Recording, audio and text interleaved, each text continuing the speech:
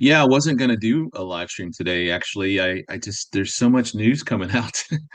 I felt like if I waited till next Monday, I mean, it was gonna be, a 5 hour podcast or whatever, another 5 hour one I did. So I may end up, um, I may end up having to do this 2 or 3 times a week now. It seems like with the speed at which everything is coming out. Okay, well, I called this today the Trump 2025, the Mosaic warfare and the end of the old world order. And before I get started, I do want to mention some kind of admin things that are going to be going on. Uh, Let me double check this.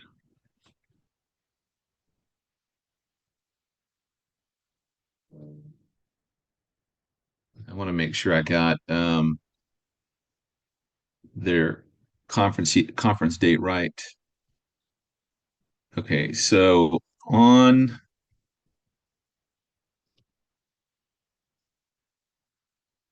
April 11th and 12th of 2025 in Guthrie, Oklahoma, they're going to be doing the second annual Prophecy Conference.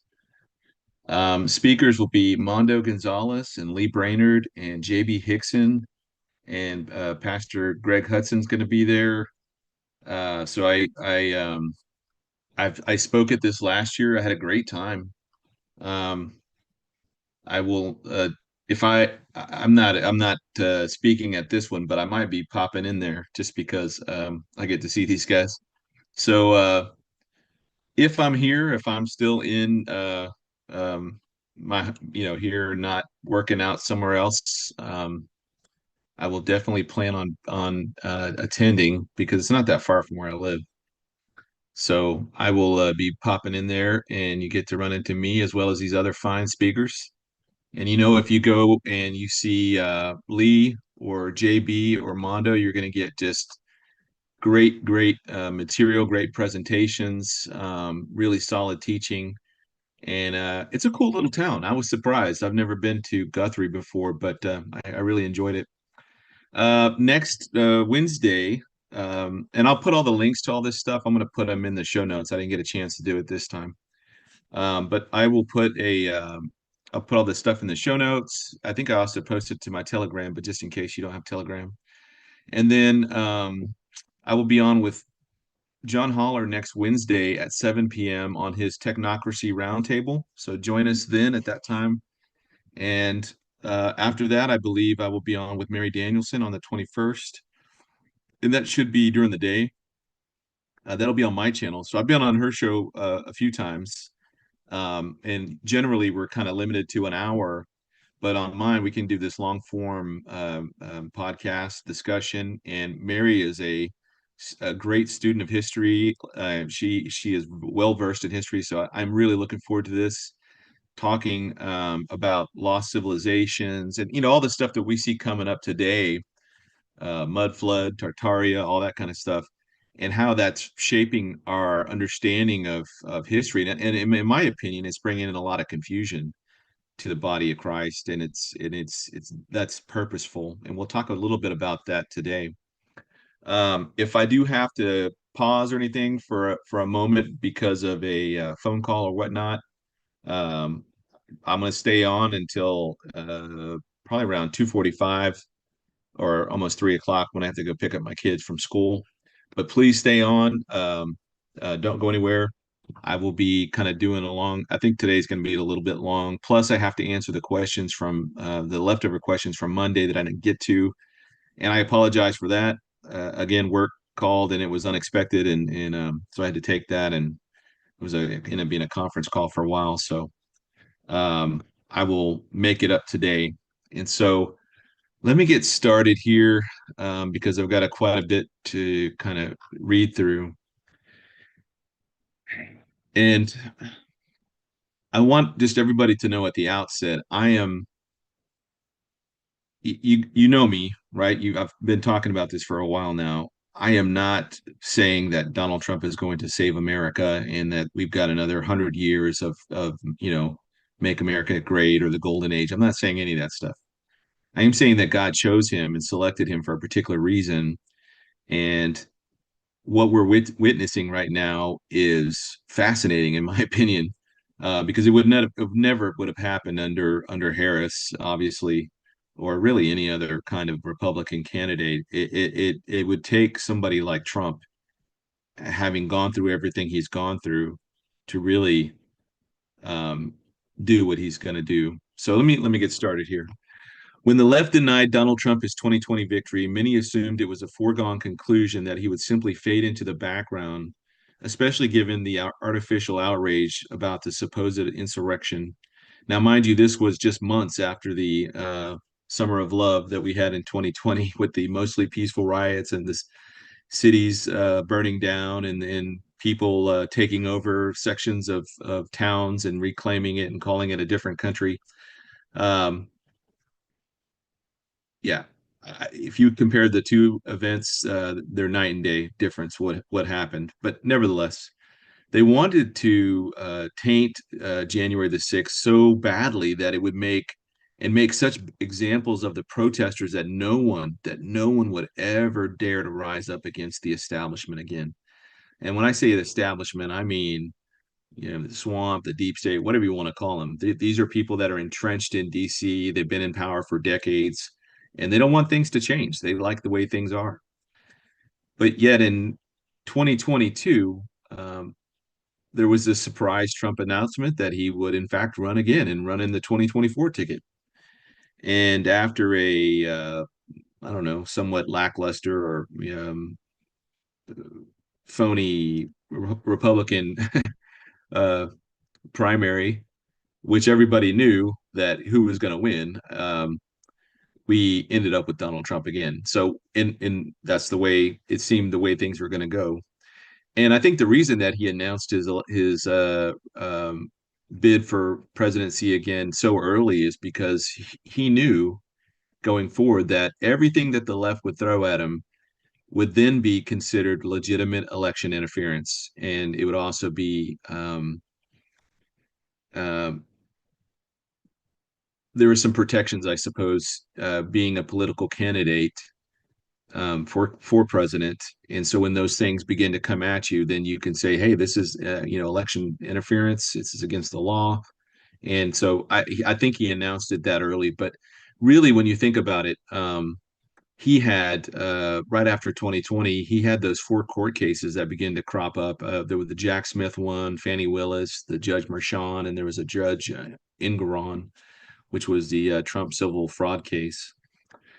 So he was dealing with those four court cases over the next 2 years, really up into 2024, when they begin to fall apart rather magnanimously. Um, and it was as soon as the first court case fell, it was like a domino effect that was going to keep going. And then, especially after he had won the primary uh, against all the other Republican candidates, really then the last kind of hanger on was the Judge Merchan case, which he tended to drag on until even after the election, which I think it was on November 17th that he announced that he was going to be dismissing all the charges and yada yada yada. So we all know that stuff. We all remember that. But in the Democrat side, we had the presidential debate in June, where really President Biden at the time just was showing his age, and he was showing the mental fatigue and the um, dementia or whatever it was. I don't know what he's suffering at his age, but he's having cognitive issues, and that was on full display. And so the Democrats, realizing and panicking at the last moment that they could not run him and even hope to win, were essentially forced to run Harris, his vice president, as the presumptive nominee without a Democratic primary. So it's everything that the left threw at Trump, it seems like it's coming back on them. And so we get to the election, which that was even a question of whether we would have an election, because of how entrenched the establishment is. Uh, and we saw the two assassination attempts that also fell apart and did not come to fruition. We basically saw the complete dismantlement by Trump and his campaign team, and I would even include Barron Trump, in how they masterfully um, expanded their previous voter populations by leaps and bounds. I think he legitimately had the most votes of any president of any election, and from a huge uh, spectrum of minorities, from white Americans, from males, from females, from young, old, every different kind of category. Trump was gaining ground, and I think at this point, people have had 4 years of Democrat-run policies, and it's been brutal, just to say the least. The inflation, the illegal immigration, the increase in crime, and the rise in murders and fentanyl, et cetera, et cetera. It's been brutal, and I don't know how. I would be curious to know if somebody would go back and crunch the numbers to see how many uh, Democrats flipped during this time. But you also saw him also bring in former Democrats that were, people like Tulsi Gabbard and RFK Jr., who, even Elon Musk, I suppose. But these are people that had long standing angst against Trump. But Trump is trying to create this big tent party, this coalition American party, where you could bring in your MAHA, your Make America Healthy Again agenda, because that fits with your Make America Great Again. You could bring in Tulsi Gabbard, who uh, is got the left just terrified of her being in charge at the DNI. And so, but then he also had a strong cabinet nominees that have stuck with him over the years. Ratcliffe and Stephen Miller and all these other Susie Wiles, and you've had these people that have seen everything that's been thrown at him, and to include the kitchen sink. And I think this time around, he's come into this very eyes wide open. Whereas in 2016, I think he came into it, for one, I think he was, I don't want to say naive. He was naive about how far the left would go to try and destroy you, but he was encumbered by process and minutia, both from the Democrat and from the Republican side. Because to the Republicans, he was not a Republican. He was an outsider, to the John McCain's and the um, other, John Cornyn's and all these guys that have been in Washington forever. He was an outsider, and he was kind of a circus freak, if you will. But after 4 years, people got to see how he would legislate, how he would rule as a president, and the economy had been doing well. We hadn't gone into a new war. He was uh, making bold moves in the foreign policy realm with the embassy move from Tel Aviv to Jerusalem, recognizing Jerusalem as the eternal capital of Israel. And I mean, there was just a lot of good things that came out of his first term. However, like these 4 or 5 guys were sitting around talking, um, but yeah, so he's gone on these podcasts that really appeal to a much younger male audience, and the enthusiasm there was legitimate and it was real. And this is something that I noticed with my own kids. I guess with this latest generation, what are they? Uh, Somebody in the chat help me out. So if you're born after say 2000, you're what, a millennial? Um, or Gen Z, Gen A? I don't know. Uh, the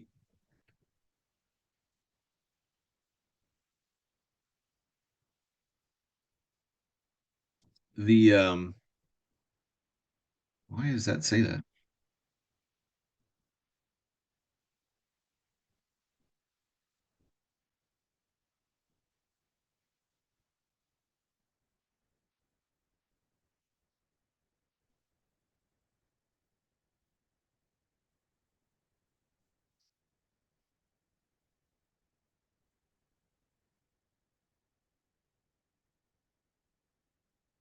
I think it's Jen.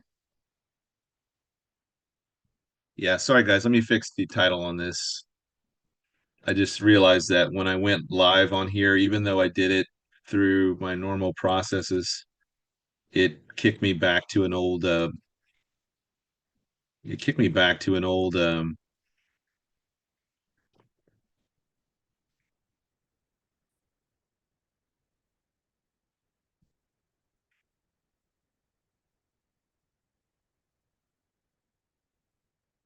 it kicked me back to an old I don't know, settings or whatever. But Trump changed the dynamic. He didn't go on the mainstream media. He did some stuff with Fox and I think Newsmax or some other conservative outlets, but mostly he did podcasts. He did uh, places where people are getting their news from now, which is places like here, like YouTube and Rumble and social media. Um, I think that I think the generation that I'm thinking of is generation. It's either Z. I think it's Z. And this is the kids that we have today, my kids, they're Generation Z. And what I've noticed from them is they want authenticity and they want real things because all they've been fed their whole life thus far has been digital stuff. It's been stuff on iPad. And yeah, they always have their iPads and their phones and stuff, but like they want real things. So, like they're craving that. We grew up in the age where it was all uh you know we had one TV with three channels and we lived out in the country for there wasn't a neighbor around for miles and miles and basically I joke with my kids a lot that I only had a stick and a rock to play with but in reality I did have like this my dad had this painting pole and he had this flatbed trailer during the summer my parents were working my sister was off at that time and or away from the house at that time and I was basically stuck out in the woods by myself for, all day. And I ended up would go out on this trailer and I would make pretend that I was, you know, living in, that the trailer was like this bridge between these two worlds and they'd be these big epic battles and things like that. So, anyways, that's all I had. So, by the time that I'm getting a smartphone or whatever, I'm like 30, so it's all new to me. But these kids have grown up with that. That's all they've ever had. So they want like real experiences. They want real things, and they want authenticity. And I think that that's what really changed the dynamic for Trump in reaching this younger audience. Was now that Trump had been arrested, he had a mug shot. Now he was cool because he was the outlaw and the felon, but it just added to his persona. It added to the mystique of Trump. And like I said, the mainstream press, the mainstream media, the establishment, political class, the think tanks, all these guys, they can grossly misunderestimate. They underestimated Trump's ability to make a comeback. And what we've witnessed is probably the greatest political comeback I've ever even heard of. I can't even think of another politician that even compares in that regard. Um, and you think about the feat that he did of winning two non-consecutive elections. I think what was it, Grover Cleveland? I think it was Grover Cleveland in the 1880s and 1890s was the last one to do that, or the only one to do that besides Trump. He joins the storied class of those presidents who have had an assassination attempt against them uh, and lived. So he's had all these things happen to him, but I think what we've seen just in these last 2 weeks or so of his presidency and what's going to happen in the next 4 years, Lord willing, if we're still here, is going to be a complete dismantlement of this present established order. And since the United States is still Pax Americana and we're still running the planet, so to speak, there is this uh, feeling that the world is going to change forever under this presidency. I find that I noted on Facebook a while ago that I just found it to be, I said, whether you love the guy, you hate him, somebody had put together this montage of his pictures of, right after he was assassinated, standing up and shaking his fist in the air, his mug shot, and the working at McDonald's and the garbage truck and just all of the stuff. It's just amazing time to be alive to see all this. And I tend to think he is going to be the most consequential president since Abraham Lincoln. And so let me get back to where he began once he took office. So he had the inauguration that day, and then immediately began to launch into these executive orders. And most of those were to undo, most of that he's been able to undo a lot of what the Biden administration has done thus far.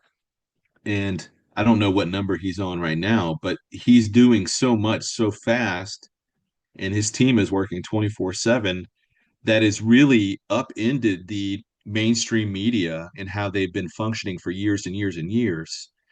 And I've got a thing from Twitter that I'm gonna see if I can bring it up on the screen here and read this because I found this to be fascinating. And I'll put the link to that. I'll put the link to the Guthrie Prophecy Conference and Tyler's program tomorrow night. I'm going to put all of that in the show notes. So as soon as this is done, I'm going to go back and clean everything up on this.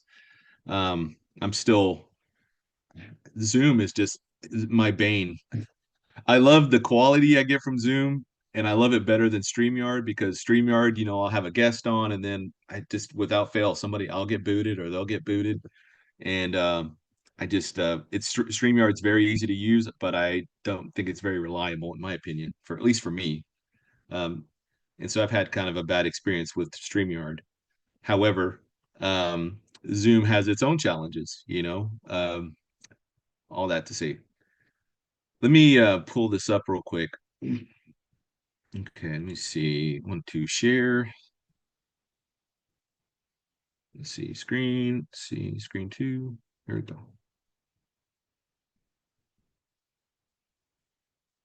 Okay. So I'm going to read this, and I'm having to look over to the second screen to do that. So I apologize. So this is a tweet, or I don't even know what you call it now, an X, a tweet. I'm just going to call it a tweet from John Conrad V or the fifth. And he does something here that I think is absolutely amazing. And it is so cool to see how this plays out. So I'm going to be quoting from him from pretty much here on out. So he says the New York Times primary function isn't journalism, it's narrative coordination, setting the frame so the entire political media machine knows how to think about an issue before it takes off. Ever notice how, excuse me, everyone starts saying, quote, Biden is sharp as a tack, or quote, JD Vance is weird. It's not random, it's a system. The narrative pipeline, how the blob operates.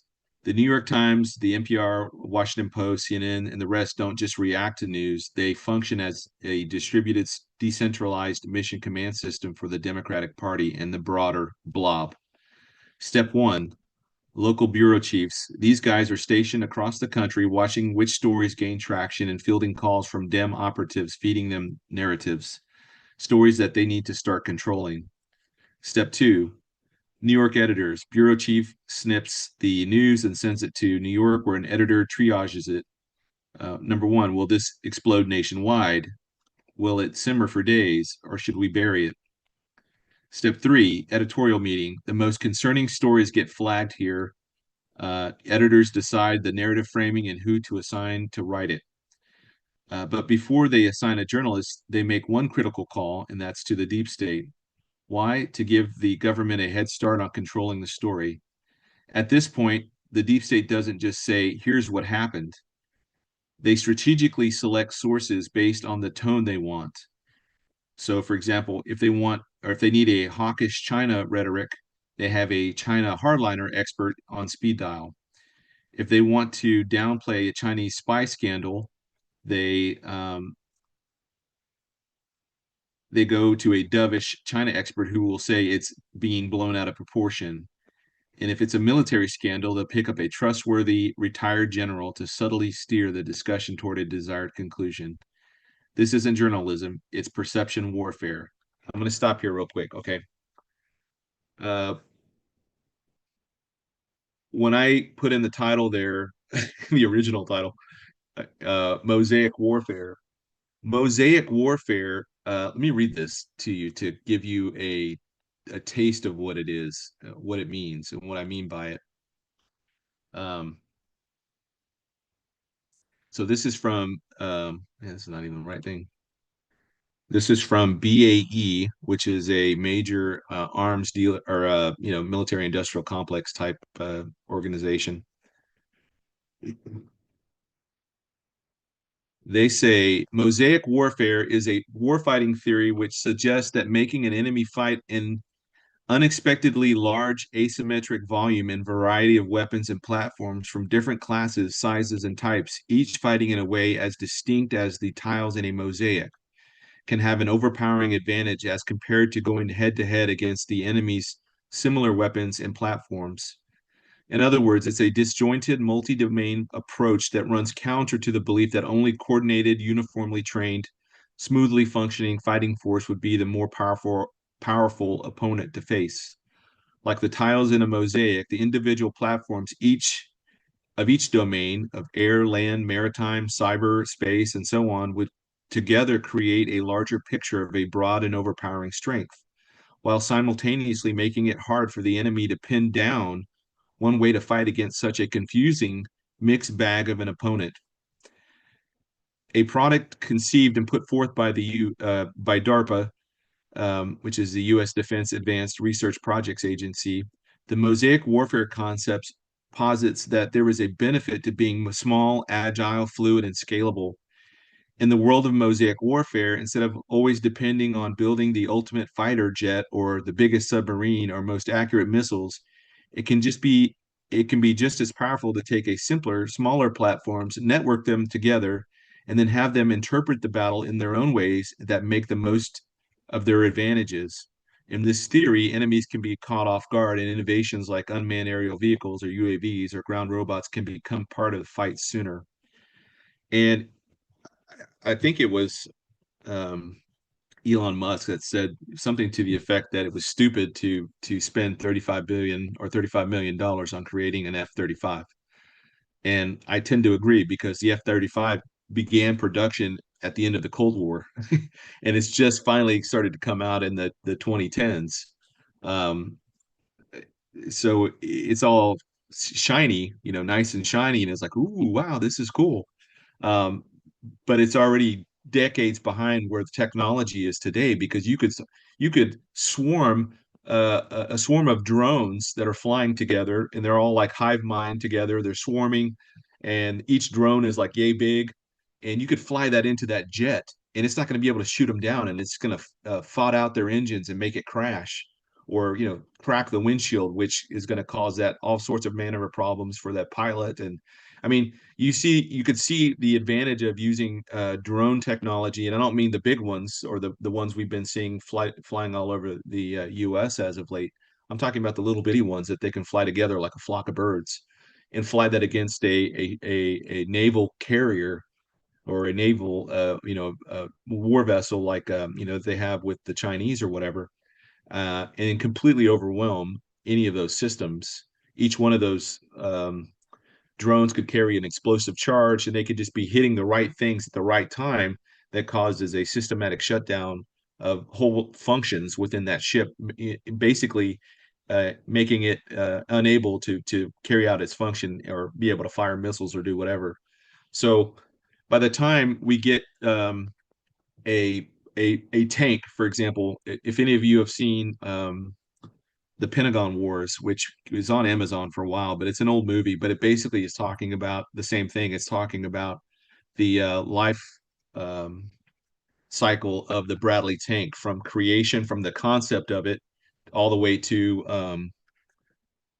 its actual entrance into the U.S. Army's inventory. You're talking like 30 to 40 years. The Bradley uh, was going through all of this different um, uh, innovations and things that they were, and this is before it's even rolled out for use. It took like 35 years to get it from concept out to the troops, and by then it was basically worthless. I'm gonna say it was worthless, but it was very antiquated, and it completely defeated the purpose. I mean, they were trying to, because every time a new general would get involved, he'd want the tank to do this, he'd want the tank to do that, he wanted to be able to go underwater. So then they start trying to figure out, how am I going to make this tank submersible and have the oxygen operations. I've seen this with the helicopters, Blackhawks, etc. There was a 2009 working group I was part of, and this had everybody. This had all the DoD, anybody that had Blackhawks, FBI, DoD, everybody. Um, and they gave the group there basically 20 years till 2025 to come out with a new helicopter that would replace all the Blackhawks. Well, you know what? We're still using the Blackhawks, and we've already blown past this timeline because they can't.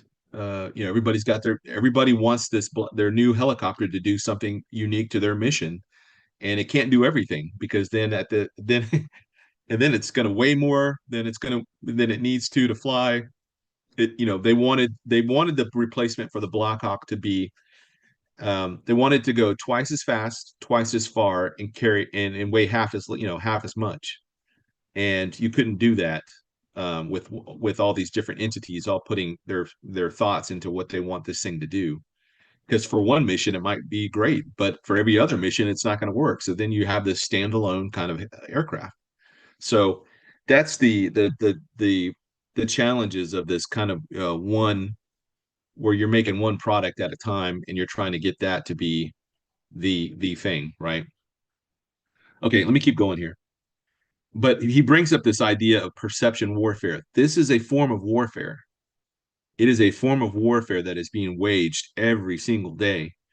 And I have my conference presentation called Ghost in the Machine, and like the first slide is a picture of a brain. It's like the most contested battle space in the entire universe is in your brain, is where they want people to think a particular way about whatever.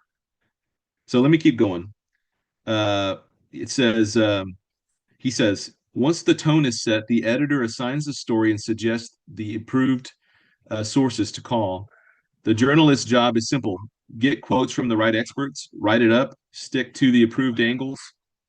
If something goes wrong, the angle, i.e., the source exposes it as a lie, they return to the editor for guidance. Occasionally, journalist oversteps. If it's a minor, it passes. If it's major, the editor kills the piece, buries it on page 16, or reassigns it to a more trusted writer to correct the framing. Overstep too many times, and you're reassigned to local news, or gently, in parentheses, it's not your fault. We love you. We love your spark. It's just we're just downsizing. You're let go. Do you really do a really good job sticking to the approved script? You'll get awards or book deals and even travel assignments. Nobody flatly says this award isn't for towing the party line, because that would expose the scam.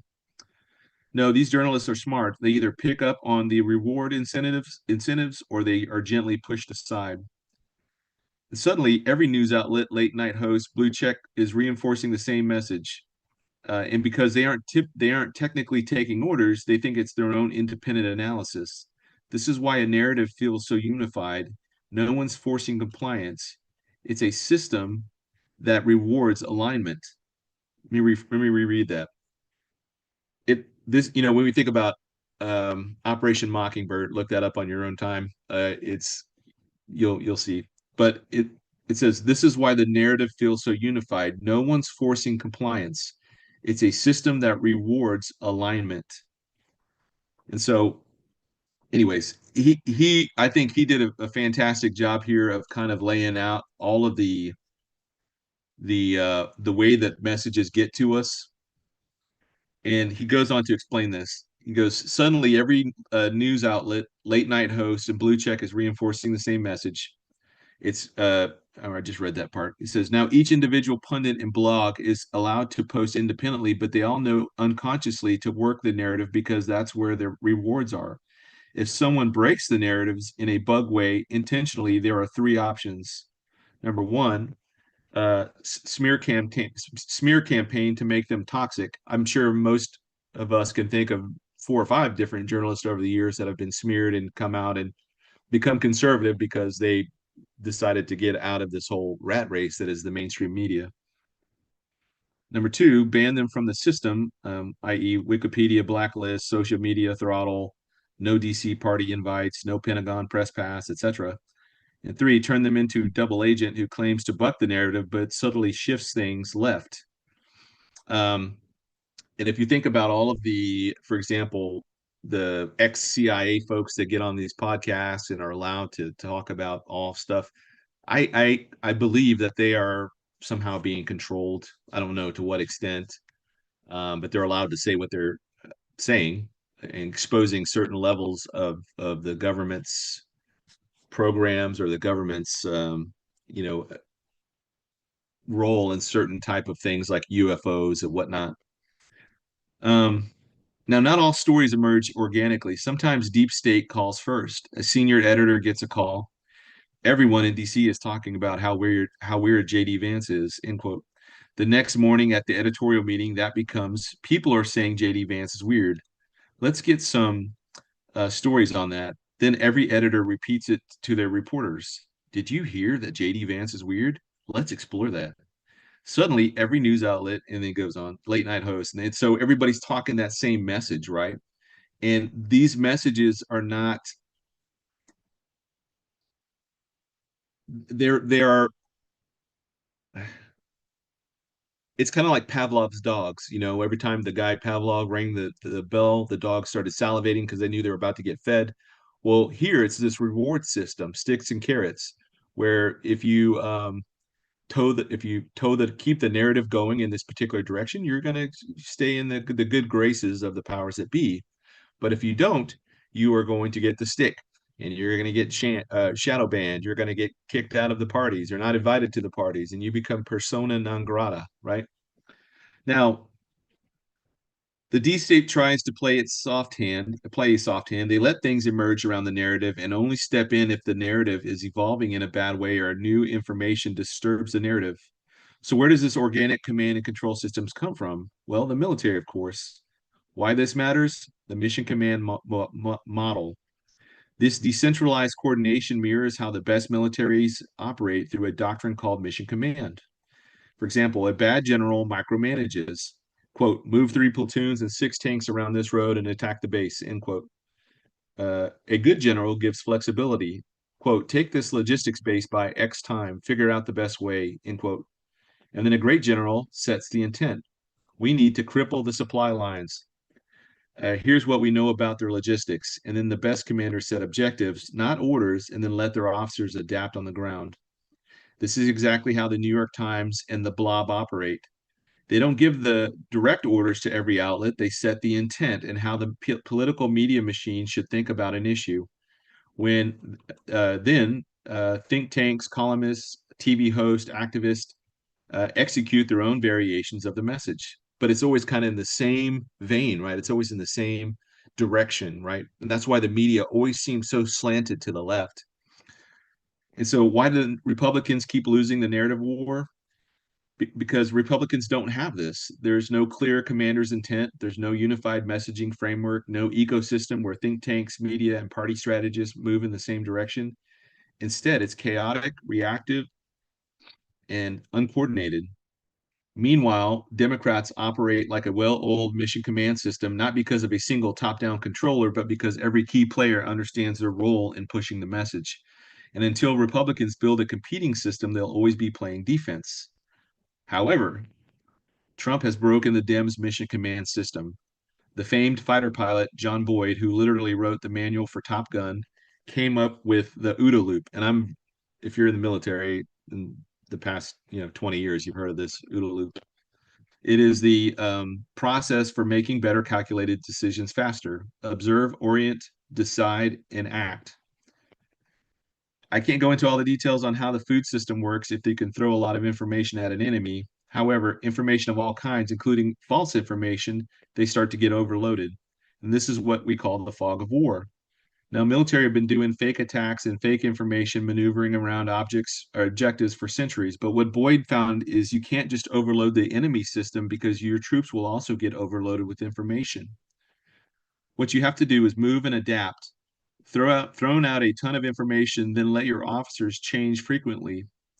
In the field, an officer might bypass the logistics base and go for the train rail, but then misinformation causes the enemy to abandon the base, so the officer will will turn around and destroy it. In a fighter jet, you might fly straight so the enemy thinks you have a problem. Then when he's on your tail, most people would push the throttle. Boyd said it might be better to drop the flops as a brake to make the enemy fly right past you. You have to be unpredictable. Boyd called this maneuver warfare because you're always maneuvering around the enemy, and you can not only throw out more information but have a lot faster when your enemy and change tactics on the fly. You will get inside the enemy's OODA loop and win easily. This is exactly what Trump is doing. The sheer number of stories is absolutely overloading the New York Times app. The New York Times editors do not have time to coordinate with the deep state and coax the process. Trump is completely overloading the information distribution system. And he's not just overloaded the system, but he's moving fast and he's adapting tactics. Instance, in Panama, he was demanding the canal, but then when he went down, uh, when he went down there, he took a quick win with giving Navy ships free transit and kicking China out. Then he's on to Canadian tariffs. Um, before the New York Times editors can figure out what the heck happened in Panama. Well, before they can develop a narrative for Panama, he's just on to something else. Boyd didn't just teach us how to defeat the enemy; he taught us how to recognize when you're already winning. And the easiest way to tell the enemy starts making really dumb moves. They waste ammo shooting in um, into empty forest, convinced you're still there when you actually left 2 days ago. They fly in a senior general bark orders, trying to reassert control over a situation already spiraling out of their hands. Sound familiar? That's exactly what the Democrats are doing right now. Chuck Schumer is firing off a constant stream of bombastic orders, desperate to override events he can't control. And the media is fixated on asinine distractions like the price of eggs, while the real war is being fought elsewhere. When the enemy is losing, they can't see the forest for the trees. Take the aid collapse, a massive exposure of corruption. Instead of grasping the real problem, Democrats have tunnel vision, obsessing over the physical access to the building rather than the deeper rot it's exposing. And when they really start losing, they go after the general. Boyd taught us that when an enemy is out of options, they target the figurehead, hoping to break morale. That's exactly what's happening with Elon. But a great general knows the game, and Patton famously commanded a full fake army during D-Day, letting the enemy fixate on him while lower level officers did the real work. And that's where we are now. The Democrats are flailing, distracted, and losing control. Meanwhile, the real fight is happening far below their line of sight. Anyways, um I found that to be absolutely fascinating. Uh, for kind of a strategic standpoint, I'm fascinated by the art of war and by the things that people do in times of conflict. Um, oops, there we go. It's like kind of jumping all over the place.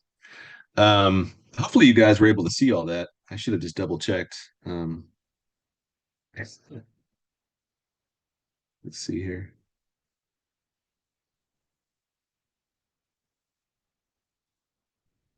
Okay, yeah, it worked. All right. So where was I? Back to my notes.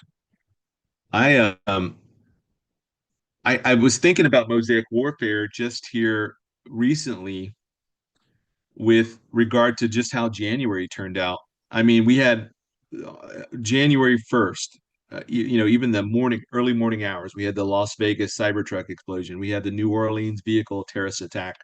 We had this ongoing issues with this mysterious fog that's appearing in different places. We have cities, I mean, like whole streets in places all over the country where there all these LED lights are blinking on and off, and not just them, but cars as well. I mean, it's weird. It just seems to be happening all over the place. You had all the drones, then you had all the orbs. Then we had the California wildfires. You're talking like apocalyptic level wildfires. Then you had this rash of plane crashes. And then we have all the stuff that Trump's doing, on top of that, which is, the executive orders that are really undoing the system that has enabled the Democrats to remain in power for as long as they have. And then on top of that, I don't want to say just Democrats because it's Republicans too. On top of that, you have the latest kind of just explosion of outrage from the left, which is this USAID, which really is a front for the DoD, the CIA, and the State Department to use as a kind of a progressive Marxist slush fund that they use for all manner of geopolitical manipulation. Thank you, Stanley Green. Appreciate you. It's everywhere, and you know what? USAID accounts for, I think they said something to the effect of like 1% of the entire populate or the entire budget. Wait till we get to the Pentagon. Give me 1 second.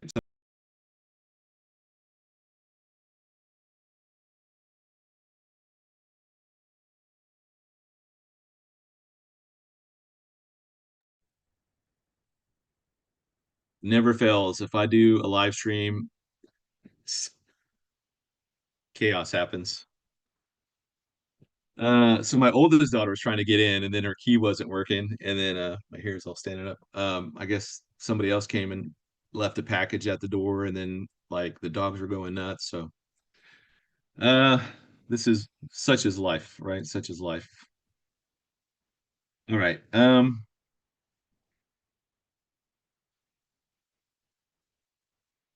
Let me see. Where was I? Okay.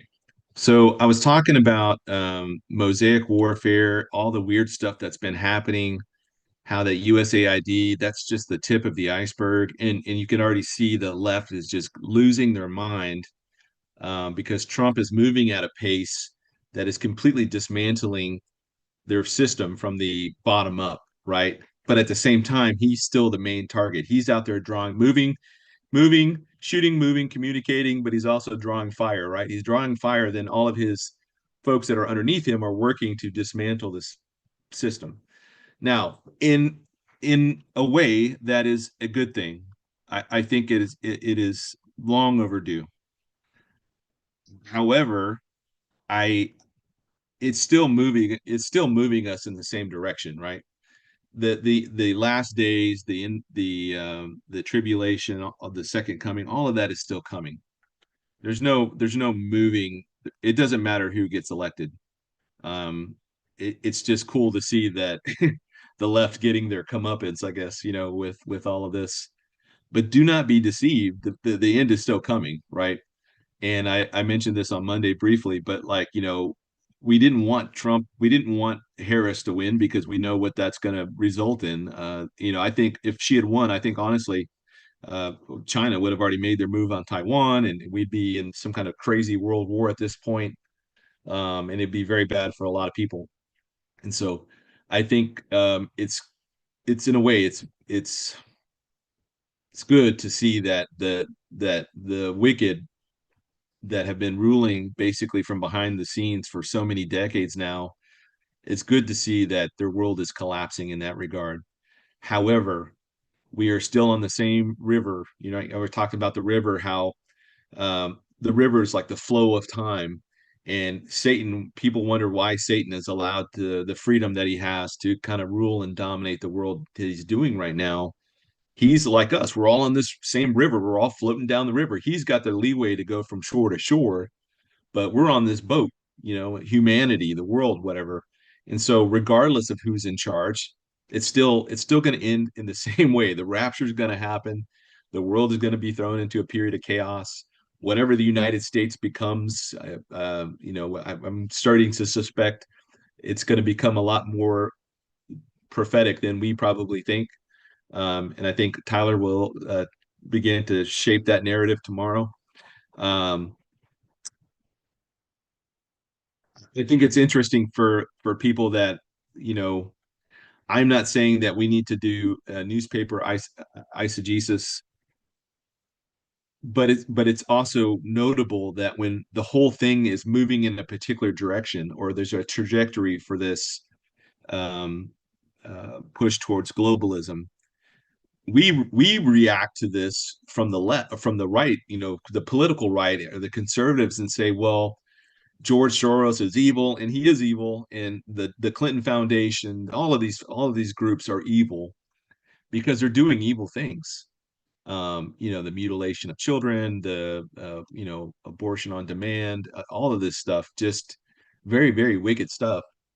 And not just in the United States, I'm talking around the world. I mean, if you look at what US aid was funding in Serbia, in other countries, it is not good. And not only that, but all the cultural revolutions they've helped, you know, governments they've overthrown or helped, you know, do coup d'etats or whatnot.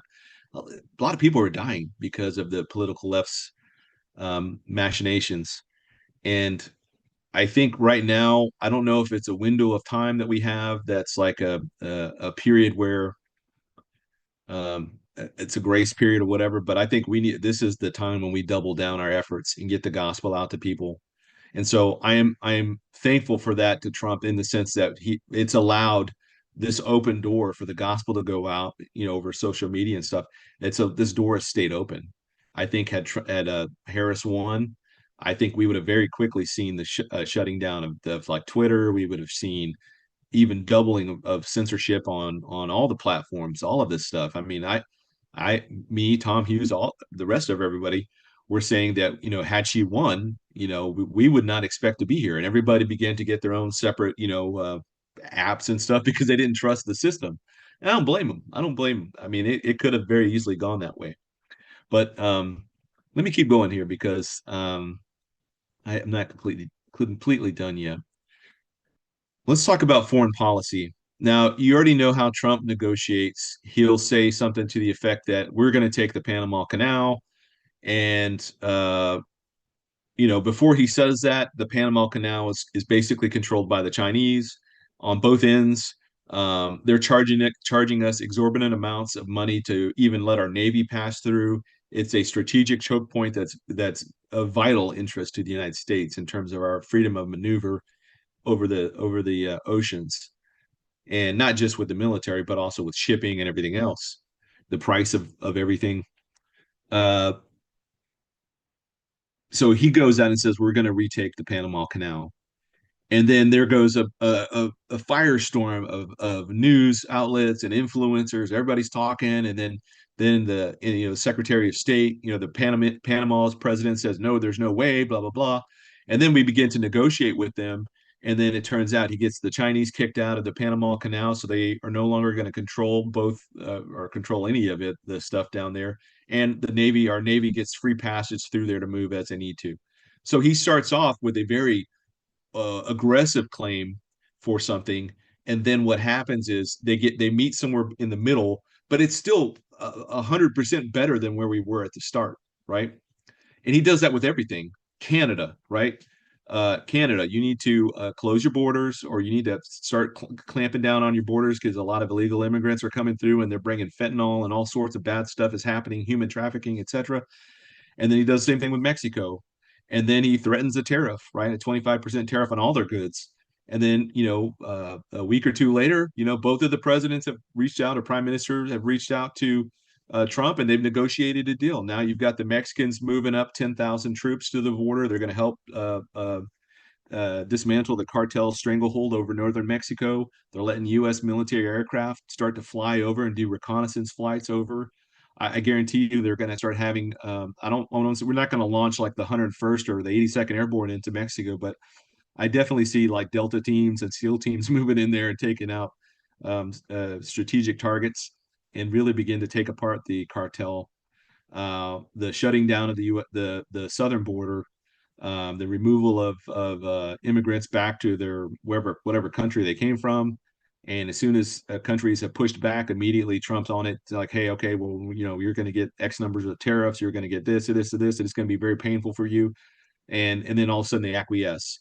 So then they get sent back to their home country. So we're sending back. We've got El Salvador, the president there, who has Jewish roots, which is interesting to me, uh, as well as the president of Mexico. She has Jewish roots as well.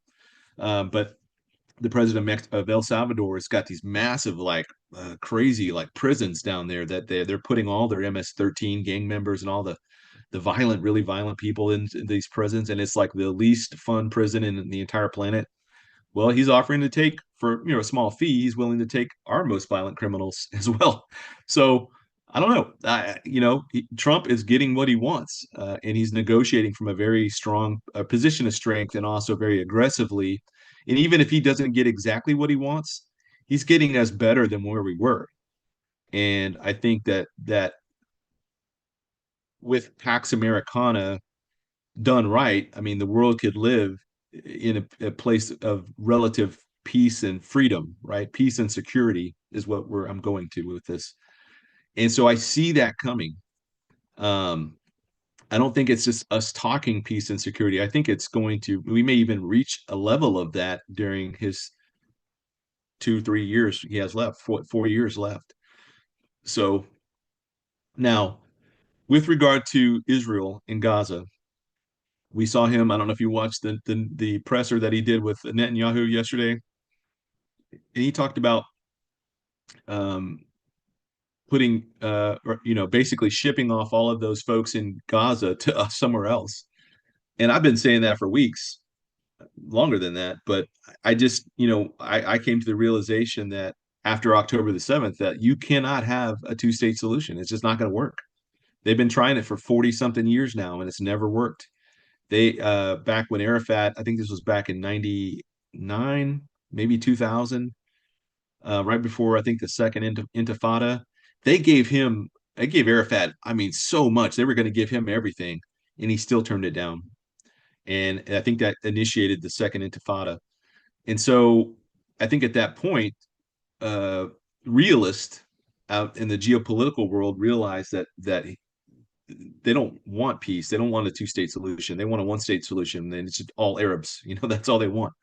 They don't want Israel there at by any stretch. They don't even want a toehold in the land of Israel with the Jewish people there. They don't want them there. Period. They want them gone, eradicated. And so there's no negotiating with that. Now, if you look at where Gaza is today and what's gone on with Gaza, it's basically a flat strip of land along the coast that's all rubble. I mean, it's not only just rubble, there are still, who knows how many thousands of tons of unexploded ordnances. All the tunnel networking that they've done have been destroyed, or I'd say like 90% of them have been destroyed by the IDF. And that also weakens all of the ground above when you've got exploded and collapsed tunnel systems underneath. I mean, there's no way anybody's going to live there. Even if the U.S. said, okay, you know what, Palestinians, you go back and put up your tent there, and eat rubble and dust for food. I mean, because that's all there is. And but even if we did that, there's no way they could live there. There's nothing to live there anymore. I mean, it's basically leveled. So like I said before, he's going to incentivize the Egyptians and the Jordanians, Indonesians, every other Arab country that's been, chanting from the river to the sea, in support with solidarity with this Palestinian movement. He's like, okay, here, take them. You care about them so much. Take your fellow Muslim brothers and sisters and relocate them into your country. We'll make it worth your while. And they don't want to do it. Well, some of them are going to do it. I guarantee you, some of them are going to do it. But what we realize also with this whole theory, or not this theory, this fairy tale of a two-state solution, is you can't have a two-state solution when you have 4 or 5 different entities in in the Palestinian movement that are all trying to claim control, that they are the real authority. You've got Hamas in Gaza, you've got the PA up in Judea and Samaria. You also have the PLO, what's left of the PLO. You have Fatah. You have a number of other smaller splinter groups that are trying to rise up and make a name for themselves. They don't listen to each other. they don't recognize each other as the illegitimate authority. So what are you going to have? A seven-state solution, and you're going to take up the present day footprint of Israel and then carve that up seven different ways? I mean, that's not feasible either. So the only solution that makes any sense is the common sense solution, which is you move those people out of Gaza, you move them back to their the original location where the original mandate was going to happen, the partitioning between a Jewish Palestine and an Arab Palestine, which is what is now Jordan, and you incentivize Jordan to take them. You provide them with new weapon systems, or you give them access to free water, free electricity, or whatever the case is. Modernize their country, help them rebuild or build up their infrastructure. But Trump will find a way to incentivize the Jordanians or whoever ends up taking them. And the same thing goes with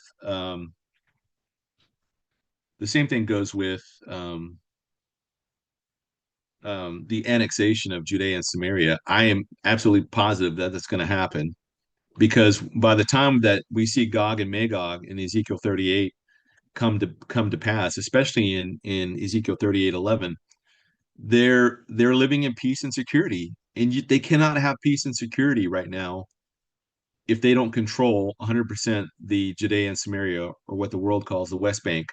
You basically, it's like implanting, let's how could we ever have peace in the United States if we had the whole, like, let's just say Kansas, Nebraska, and Oklahoma were all uh, uh, you know, part of a organization that hated Americans and wanted to kill us because we're just simply because we're Americans. You will never going to have peace. So that's the same process over there, but just take that and shrink it down about 1,000 times to your like the size of the state of Delaware, and it's the same problem that they're having at that level. You can't have peace when you've got the enemy just embedded inside of in the middle of you. So I think the annexation is going to happen. And I think they're going to reach some level of security, and having fully dismantled or finished off Hezbollah in the north, Hamas in the south, the threats that were inside of their borders in Judea and Samaria, and then cementing their control over the Golan Heights as they pushed into Syria now. I don't know, 20 miles or so. They created a larger buffer zone, and even part of Mount Hermon. That's I think when they get to that point where they've gotten to the annexation part, I think they're going to be living in a. I'm not saying they're going to be living in peace and security for decades. I'm saying it'll be a short period of time, but they will finally have thought that they have arrived there. And they've also are at a time when Trump has established Pax Americana with an iron fist, basically, and of iron fist wrapped in a velvet glove, nonetheless. But it's still an iron fist saying, if you step out of line, we're going to make you hurt in a bad way. And so I think we're kind of there at the peace and security part. And that also aligns with what Tyler and I had been working on a couple of years ago, the 4 year window, the 23 to 26 window. And it also ties in with my thoughts on the last Trump, even if it's some type of divine irony, that God is allowing this man named Trump, who, out of all the names that he could be named and all of the lifestyles and backgrounds and whatever, it's this guy, and underwent this just horrific 9 years to get to the point of this sweet victory, right? The sweet um, point where he is able to dismantle the establishment. And so that's where we are today. Who knows what tomorrow brings? I mean, there could be a whole new litany of things that come out. I think that the next big hurdles he's going to have is kind of buttoning up things with Ukraine and Russia. I do think that Great Britain is kind of at a breaking point now, and I expect to see some pretty crazy stuff come out of Great Britain in terms of the people just not taking it anymore from this very leftist and just radical leftist government that they have. I don't know what that looks like over there, but I just don't think it's sustainable.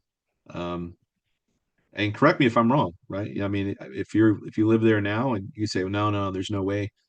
But I think they've reached a breaking point when things have become so absurd with all the problems they're having. It's it's they're there. And the same with Canadians. Canadians are just done. They're done with 9 years of Trudeau. We're seeing around the world, we're seeing kind of these populist movements breaking out. And without that money, that slush fund that was coming from the US aid, a lot of the political leftist movements that were, being funded and stuff from around the world, that some of that money is going to begin to dry up, hopefully. And so I think that will happen externally to the United States. Now, I don't think the left is going to roll over and just take it in the chin. I think they're very much disoriented and leaderless right now and rudderless. Um, it depends on how fast Trump and Musk move on dismantling this stuff, to how much protests and outrage we'll see. But when you can't pay people, one of the things I've never understood, and I didn't know this for most of my adult life until just in the last couple of years, but I'm like, who has time to go protest like that? To go out there and stay all day and throw bricks or do whatever they're going to do? Who has time to do that? Like, I got to work that day, I got bills to pay. But they're getting paid to be there, just like the Kamala Harris rallies. They're bussing people in, and they give everybody what, $100 to go stand in the audience or something. Um, so they're just bussing these rioters out there, and they have conveniently stacked piles of bricks and rocks and things, already kind of there the night before. Somebody put them out there. So all that stuff is artificial. I think what we've seen here in this election has been very organic in terms of just the general outrage of people of living under this absurdity that we've undergone for the last 4 years. And it started back during Obama's first term. So, you call it 12, 12 years, 16 years or so. We've been under this oppressiveness of wickedness for this long time. Now, I also understand that there are brothers and sisters in Christ around the world who are still under the thumb of their oppressive governments, whether that's in Iran or China or North Korea, or even in the UK, in parts of Europe.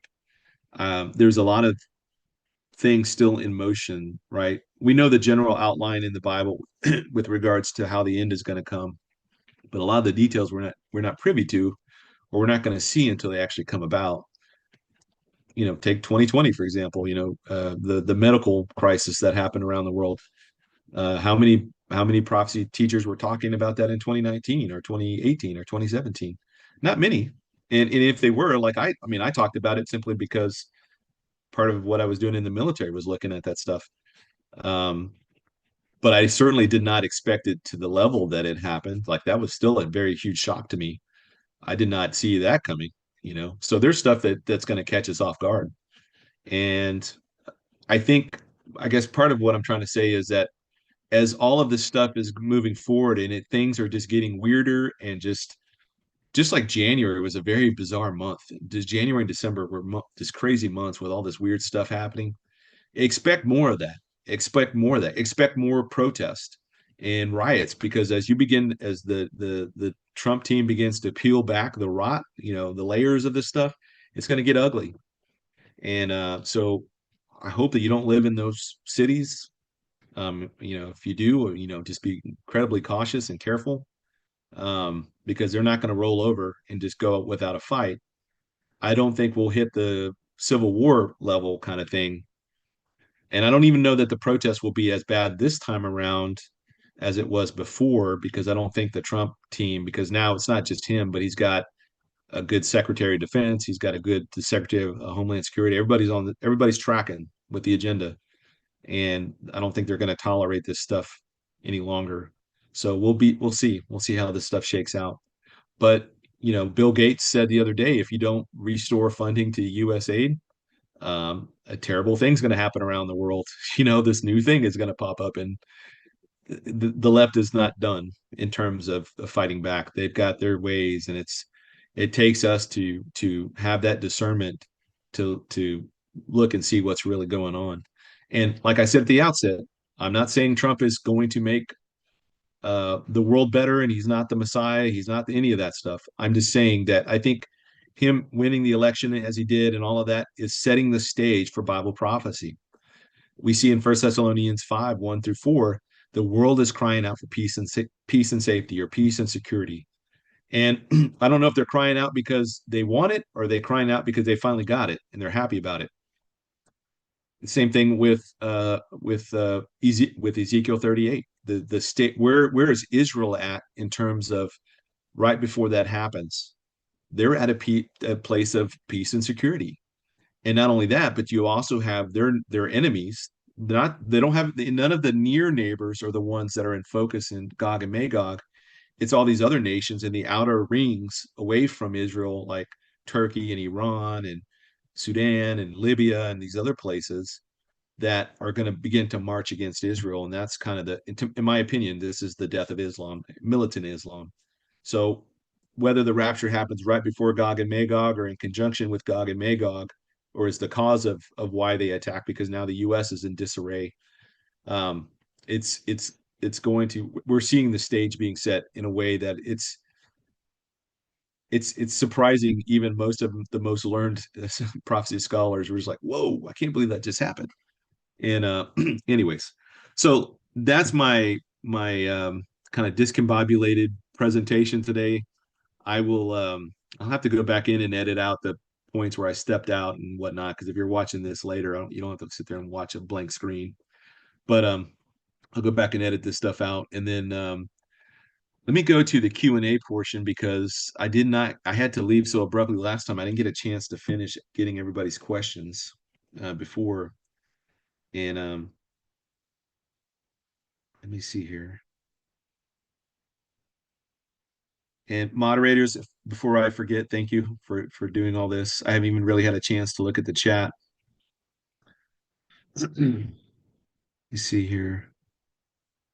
I've ordered the books for the mods. I'm waiting for them to ship it to me. So it's like between the 8th and the 12th. So as soon as those come in, I will get those out to you guys. All right. Coco, let me go back. I want to go back to before. Let me see.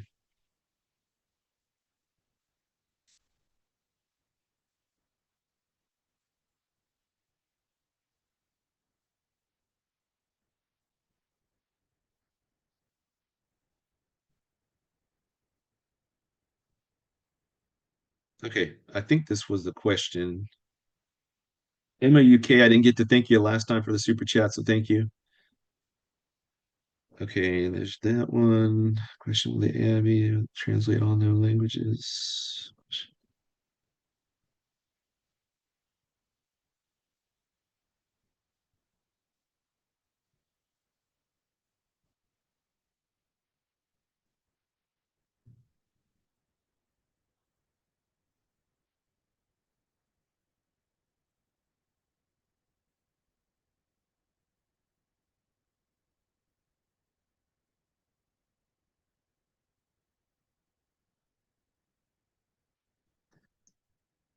Okay, I think I stopped. Let's see.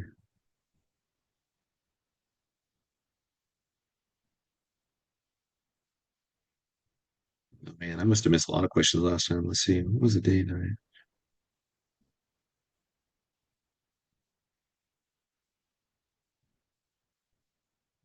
Some of these I think were asked on Lee Brainerd's Q&A, and I think he did a great thing on his Q&A.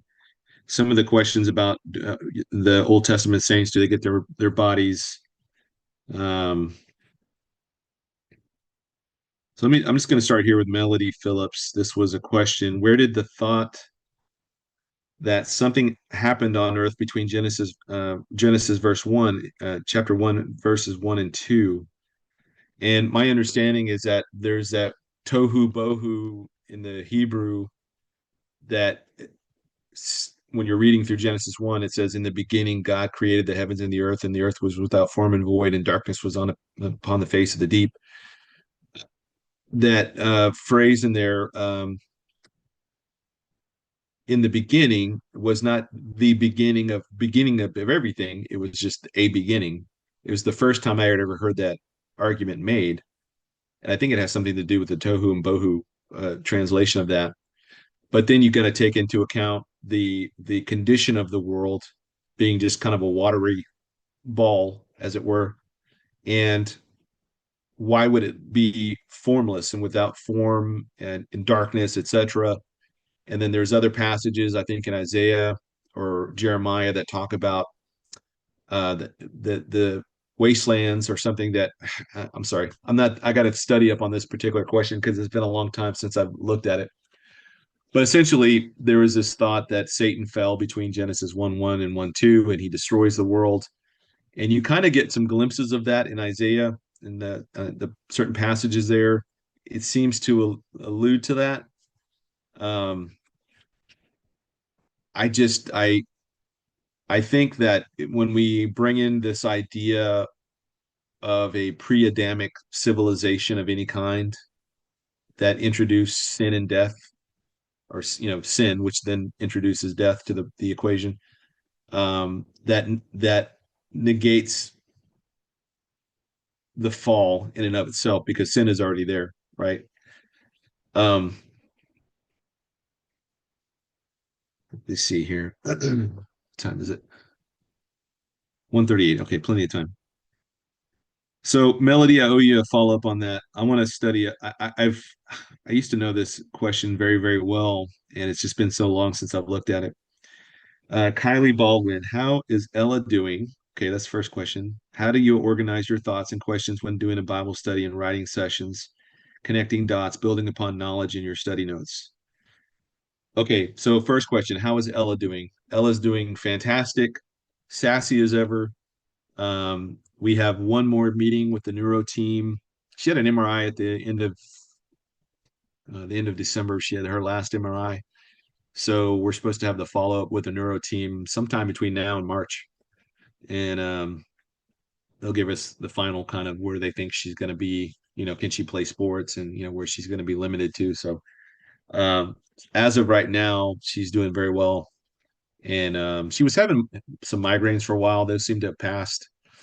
I don't know if that was seasonal, like allergies, or if that had anything to do with her accident, but they don't seem to be bad now. So we'll get some more follow up on that with um, once we get some feedback with the final kind of assessment from the neuro team as they've looked at her now, 6 or so months after 7 months after the accident. So, how do you organize your thoughts and questions when doing Bible study and writing sessions? Okay, so uh, if I'm writing an article, generally that's just a thought that I have at some point, and that thought germinates into more more thoughts on that subject. And just because I tend to look at so many different things, I very rarely read prophecy anymore, other prophecy writers and stuff. With the exception of the guys on my website who I'm reading through their articles to make sure like the grammar, spacing, all that kind of stuff is done for the formatting. But I almost don't read anybody anymore. I do have some classic books that I have, um, and there are subjects, for example, um, if you get these books at like if you go to these prophecy conferences and stuff, I think you could probably get them from like prophecy watchers and stuff, but just fascinating, like just all the charts, um, basically of every subject, the penal substitution theory of the atonement. I mean, so if I get questions like you're the old earth question, Melody, I'll go back and look through here and see. But these are guys, sound teachers. I really like reading the older guys, um, Ironside and Larkin and uh, uh, Toussaint, all the old classic guys, to see where their thoughts were back in the day, and see how that's changed over time, or has it changed? Maybe it's not changed at all. I was reading Clarence Larkin the other day, and over here I have some more books up here. But I also have other books that people send me. Pagan America is a book I've been reading. After America, The End of Everything by Victor Davis Hanson. The Internet's Full of Demons. I can't even see the guy's name on there. So I end up looking at a wide variety of different things. And I don't know, God's given me that ability to like connect dots on things and tie it back into stuff that I learned previously in the military or in other endeavors that I've done, even doing like project management, which is incredibly boring and tedious. But if I don't know if anybody in the audience is a PMP, I took the class 2 times, and it's a 40-hour block of instruction. And the first time I didn't really understand it, but the second time I really started to grasp it. And I was thinking, how can I tie this in with Bible prophecy? So it's always just things like that, because I can see the connections there. Thank you, Farm Fanatic, Farmall Fanatic. So that's how I do it with writing. If it's something like a Bible study, obviously I already have the text there, like a book like Ephesians or um,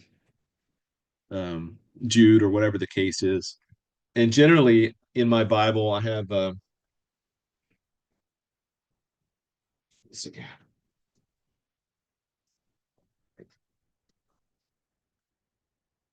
New King James, but I'm not limited to New King James. I guess I'm most comfortable with this version of things. So let me just find a good place to show as an example. So if you see like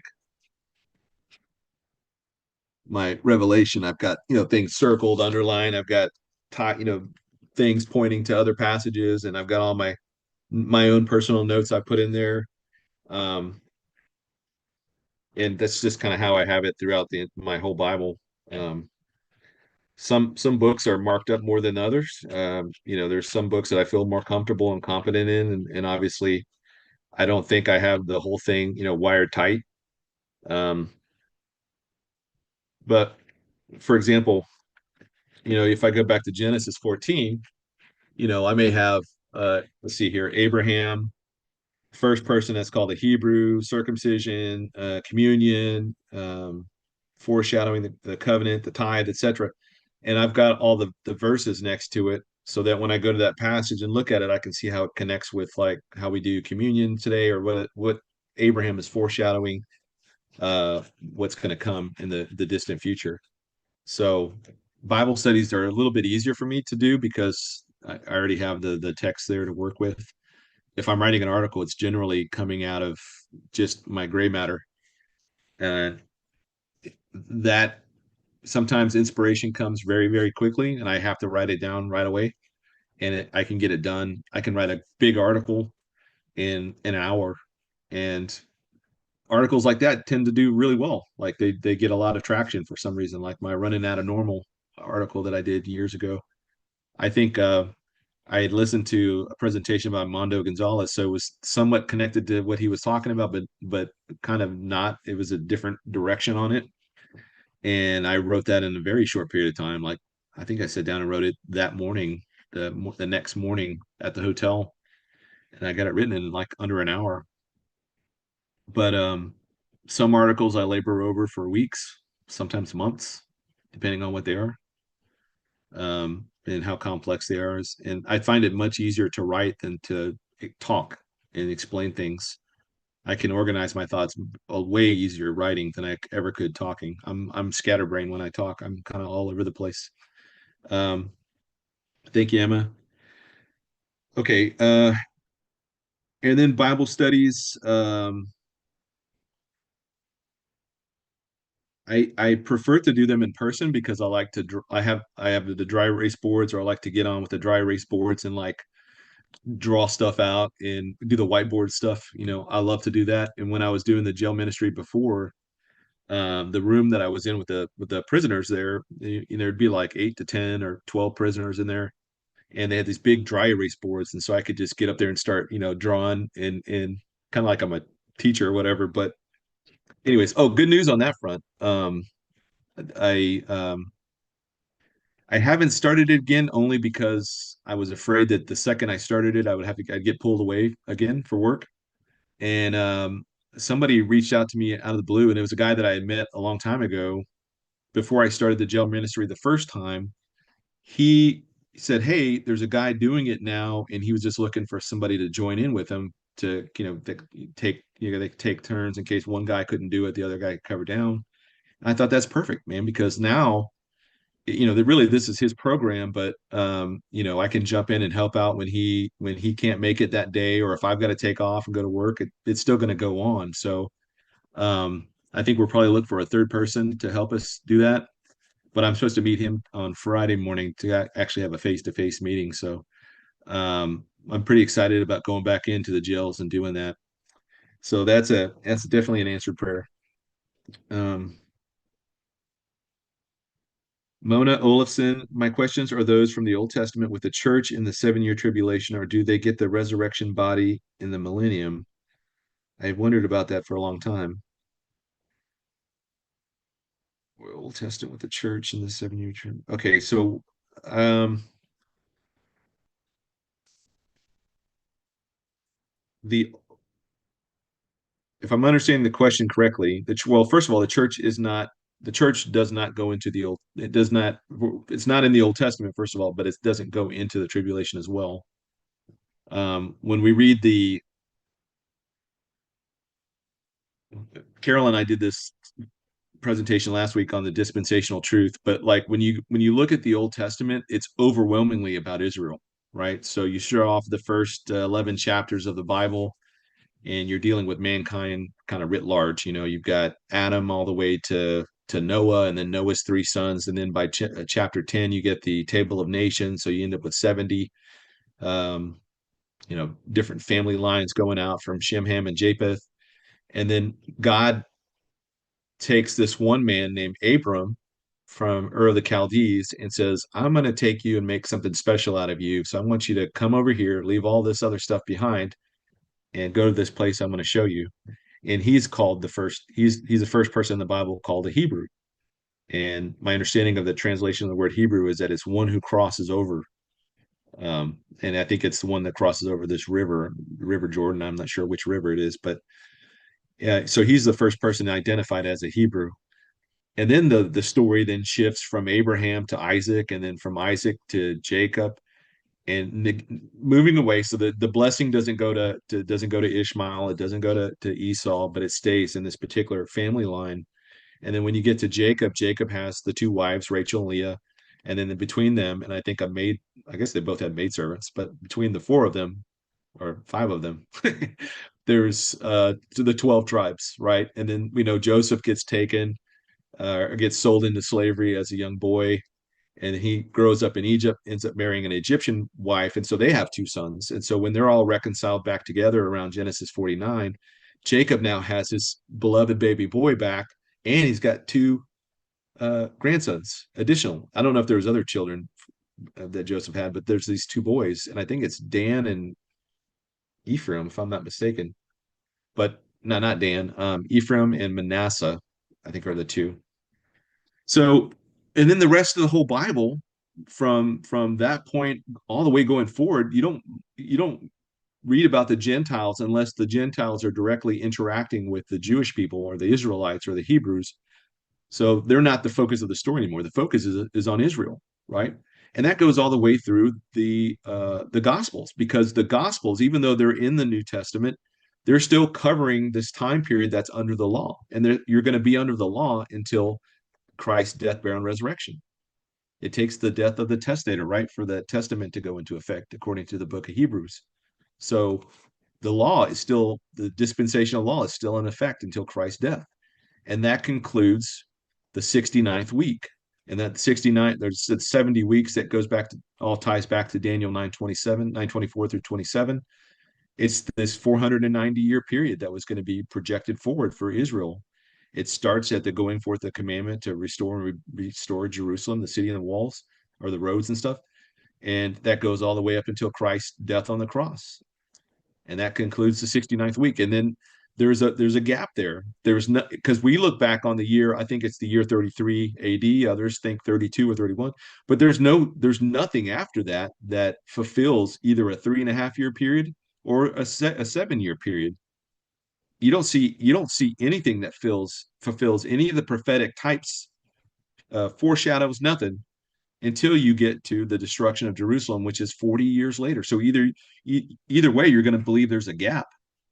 You, I mean, unless you just have some crazy way of interpreting the Bible that's unique to you and nobody else on the planet. There's nothing that happened from 33 to 40 AD.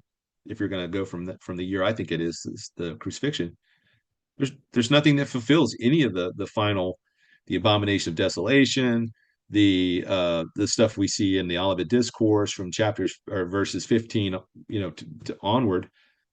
There's nothing in the book of Revelation that ties in with that. There's nothing in the epistles that would tie in. Anyways, if Paul was looking, Paul, the first book that Paul wrote, which is either First Thessalonians or Galatians, that was 20 years after the cross. And he's saying that it's future to him, the Antichrist and the last days and the rapture and all that. That was still all future to him. And then you get to John.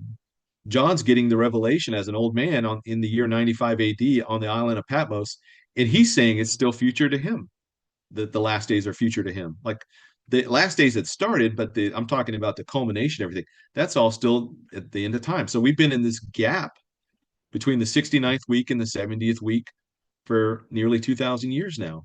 And this gap is not going to go on and on forever. It's going to come to its conclusion. And that conclusion with this particular dispensation we're in is the age of the church. And that's going to come to an end at the rapture. Now, other folks have said, well, there's no such thing as a gap. And, show me in the Bible where there's a gap. And very easy. You just go to Luke chapter 4, verses, let me get there.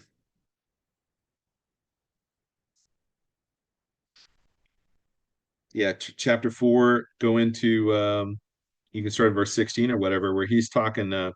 So Jesus, he came to Nazareth where he had been brought up. And as his custom was, he went into the synagogue on the Sabbath day and stood up to read. And as he was handed the book of the prophet Isaiah, and when he had opened the book, he found the place where it was written, "The Spirit of the Lord is upon me, because he appointed me to preach the gospel to the poor. He sent me to heal the brokenhearted, to proclaim liberty to the captives, and recovery of sight to the blind, to set at liberty from those who are oppressed, and to proclaim the acceptable year of the Lord." And then he closed the book and gave it back to the attendant and sat down. And the eyes of all who were in the synagogue were fixed on him. And he began to say to them, "Today this scripture is fulfilled in your hearing." He stopped. He put a period essentially where Isaiah put a comma, because Isaiah doesn't stop there. This is in Isaiah 61, 1 and 2. If you go to Isaiah 61, 1 and 2, what does it say? I'm not going to read the whole thing again, but I'll just read the last portions of it.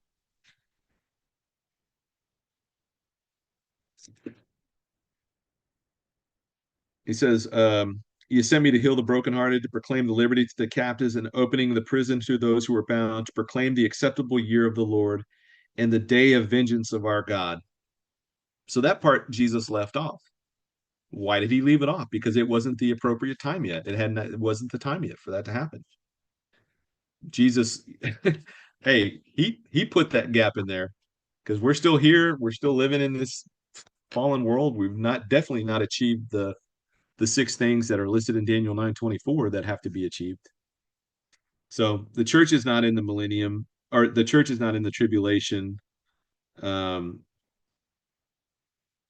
we get our resurrection body at the tribulation, at the rapture of the church. I'm sorry. I'm looking at reading this and thinking at the same time. I think the question that she's asking is about the Old Testament saints. And the Old Testament saints get their bodies before the millennial kingdom, in my estimation. Because why? Because that's the thing that was promised to them this whole time. They've been waiting for this millennial kingdom to happen. They interact somehow with this old millennial kingdom. I think Lee and others, or there might be other people that think that they get it at the end, at the great white throne judgment. I think they get it at the beginning. So, okay, there's your question. Thank you, Mona. Um, if I'm answering, I was having a hard time understanding the question. Karen Schupman, question: George Soros and Bernie Sanders and Klaus Schwab could be from the tribe of Dan. Yeah, sure. Yeah. And I find it just like Satan to go after Jewish people during the diaspora to begin to taint their lineage, as it were. Because if you look at some of the worst people in history, in terms of globalism and Luciferianism and all that kind of stuff, you got the Rothschilds, and the guy was Jewish. I forget his original name. He changed his name because of the red shield that they used as their family's emblem or whatever. You got Karl Marx, I think, was Jewish. Um, I think Hitler was Jewish, um, or had some Jewish lineage in his body somewhere. Um, Soros, George Soros was, I mean, that guy's incredibly evil. And think about how much evil he's done and how much bad he's done to taint the name of Jewish people. And I think honestly, what we're seeing now with the conservative side of the political right is this schism that's growing between those who support Israel and those who don't support Israel. And the reason that the conservative, whatever Christian right, the reason why they're moving away from supporting Israel is they'll point to people like the Rothschilds, or they'll point to people like George Soros, or they'll point to people like whoever, Karl Marx, and so on and so forth, as examples of how the Jews are taking over the world. And then they buy into that stuff like the Elders of Zion, like the Protocols of Zion or whatever, or Protocols of the Elders of Zion. That's just complete garbage. It's completely racist, and it's just, but Satan is, if you're not plugged in with Jesus Christ and you don't have the Holy Spirit sealing you, Satan could take those people, and especially because they're Jewish, and use them for very evil reasons, and then it gives the rest of the Jewish people a bad name, you know. And Satan does that, man. He because he wants to destroy the Jewish people. So he's already managed to divide not just America between political left and political right, but now political right amongst ourselves over the issue of Israel. And the fact that Trump is still so pro-Israel is driving them insane. It's driving them insane. And I pray that he never listens to them, that he just keeps trying to help Israel. Again, I'm not saying he's perfect, and he is definitely setting the stage for what's going to come. They're building the infrastructure right now for the Beast Kingdom. They're doing it for strategic reasons. I think they're doing it for the reasons that they think is going to be in America's best interest, like Operation Stargate. They're doing that because China and Russia and other groups are now racing forward with AI, and whoever gets to AI, ASI first, artificial superintelligence first, is going to rule everything, and they want it to be us, right? So we may have a good chance because I have my doubts about Elon Musk. I like what he's doing with exposing the rot and the corruption, but I don't trust him as far as I could throw him, and I don't think I could throw him very far. So I don't. I think that it's it's kind of paradoxical in the sense that I do like that he bought Twitter and now it's made it like a free speech kind of zone. And I do like that he's exposing the corruption, and he's rich enough to not, to be able to do it without, necessary consequence, and powerful enough to do it. However, I do see where this is going. And I think as Christians, and not just Christians, but as uh, uh, students of Bible prophecy and understanding the proper order of events, and having um, knowing what's coming next, I think we can look at that and then use that as that discernment. So I'm not going to come on here and just be that channel that bashes Trump all the time and everything that he does is satanic. He wore a purple tie, so he's definitely the false prophet. I'm not doing that. That's silly to me. And I'm sorry, folks. I'm not trying to put anybody down if you think those things. I just don't see it that way. Um, I'm not bashing you, so I apologize. I just personally, if somebody's folding their hands a particular way as they're sitting, like I don't look at any of that stuff. Like I look at what are they doing, what are they advancing, and why are they doing it. So for Trump, Operation Stargate means American superiority. But you and I would look at it and say, okay, well, that we know where this goes, though. We know what Revelation 13 says and where the world ends up at. So uh, we're just seeing it as okay, it's building the infrastructure, just like George W. Bush. I mean, right after 9/11, they passed the Patriot Act and they sold it to us as, man, this is going to make us secure. We didn't realize how that same program and system was going to be turned on us and used against us. And I think that the problem that a lot of certain teachers these days have is that they think that that's going to happen to us with Operation Stargate. I don't think it's going to happen this side of the rapture. I think we're too close to all this coming. to an end, or at least our time on Earth here. So, you're talking about from the time Patriot Act was passed in 2001 to really where we became really like it became very problematic to us was probably 2010, 2011, during the height of the Obama term, where we're starting to learn about how the FBI and CIA and all these guys are being weaponized against the American public. Um, so, um, would it have been the same way if Obama was not a Muslim? I mean, he he seems like he is, or at least he's very pro-Muslim.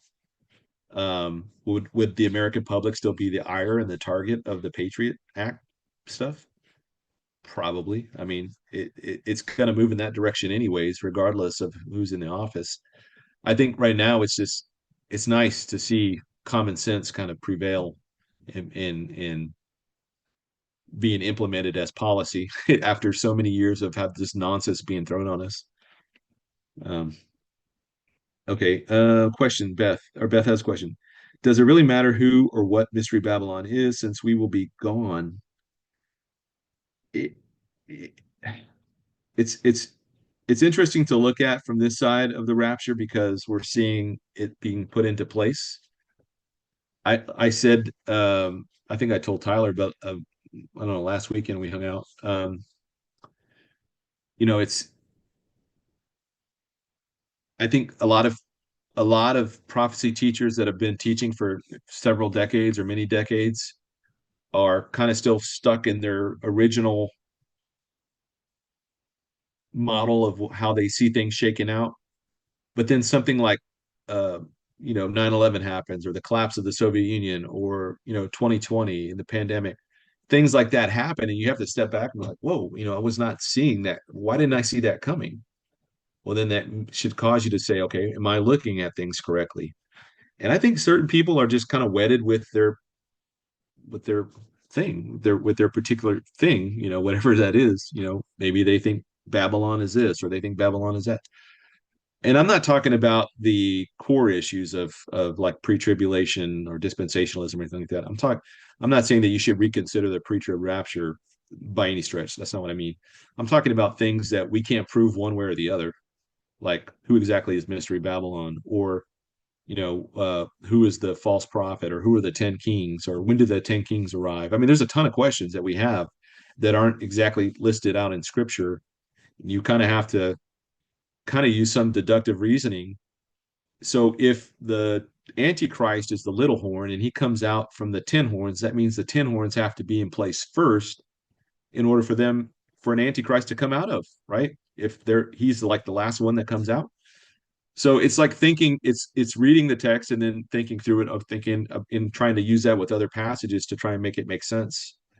And then you look at things like today where Trump is like, well, why don't we just make Canada the 51st state, and we add in Greenland, and Greenland just voted and they want to join the United States. And like, it's just like, what? And you're thinking like Club of Rome and the whole, how the world's broken up into these 10 sections or whatever.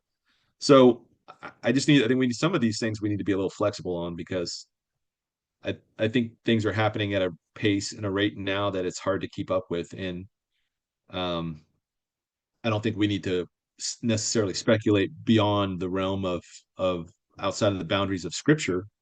But there are things in Scripture that aren't exactly spelled out in terms of when they happen, the 10 kings. So, I mean, if you look at Revelation 6, verse 1 and 2, the rider on the white horse, we would understand. I've always understood it as the Antichrist, but what if it's the system of the Antichrist? What if that's because the rest of the horsemen aren't individuals, they seem to be things, right? Like the rider on the red horse takes peace from the earth.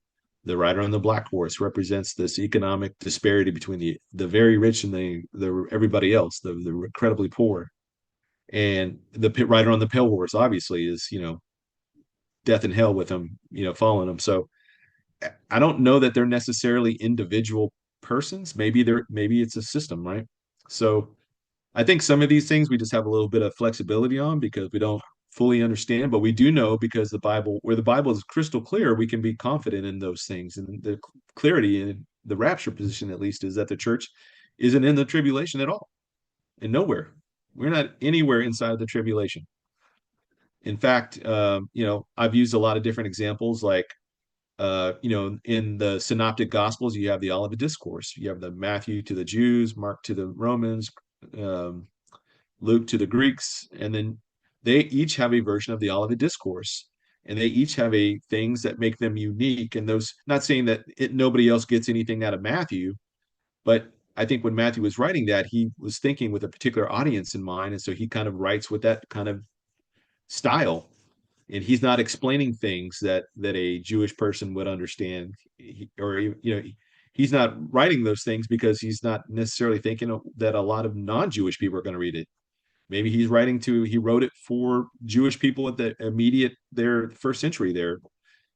And obviously it is scripture, but it does present now Christ in a very Jewish centric sense. The genealogy beginning with Abraham, the Jewish nature of Matthew itself is of the Gospels the most Jewish. But then you get to Mark, and it's very action centric, has no genealogy at all. It focuses on what Christ does, and so that seems to lead many people to believe because the Roman Empire was the dominant empire at that time. And then you've got Luke, and Luke shows the humanity of Christ more than really any of the other gospels, and it's focused on relationships and him talking and having these conversations with Mary or with whoever. And that genealogy begins from Adam. So why doesn't it just go to Abraham like Matthew did? Well, because I don't know why. That's so God had the Holy Spirit had him write that particular gospel. But now it's a little distinct from the other gospels in the sense that it's highlighting a different facet and character nature of Christ. And then you get to the Gospel of John. It's the last gospel written, and it starts off with Christ as God in the flesh, and the whole first chapter, really, and then from there, there is no genealogy. He's God eternal, right? God in the flesh. And of all the gospel, it's the one that really highlights the most about him being God in the flesh. And so that seems to be because of when it was written also was the last gospel. It seems that that's the gospel for the church. So all that to say, just we don't see the church inside of the tribulation at all, period. If the church were going to go inside of the tribulation, and if the theory that John's gospel was really written to everybody and no particular audience in mind or no particular slant on how he's going to present this from the Holy Spirit, obviously giving him this slant, um, we would see an Olivet discourse inside the Gospel of John, right? But we don't. Instead, we get the upper room discourse. Same thing with the epistles, right? There is a general admonition about in the last days, perilous times will come. False teachers. There's a lot of stuff on false prophets and false teachers and corruption type things that happen inside of churches. But there's no epistle dedicated to surviving the 21 judgments of the tribulation. For one thing, that had not yet been given, right? John was the last one to receive that. All the other apostles were dead at this point. But two, even inside the book of Revelation, well, let's just say it this way: if there was an epistle that was specifically focused on the church having to survive the wrath of God in being all 21 judgments, let's just say it was only 7 judgments, there's still no epistles that fit that bill. All of these things, if the pre-trib rapture were not true, then there should be some discongruity amongst all these different types of examples that I'm giving.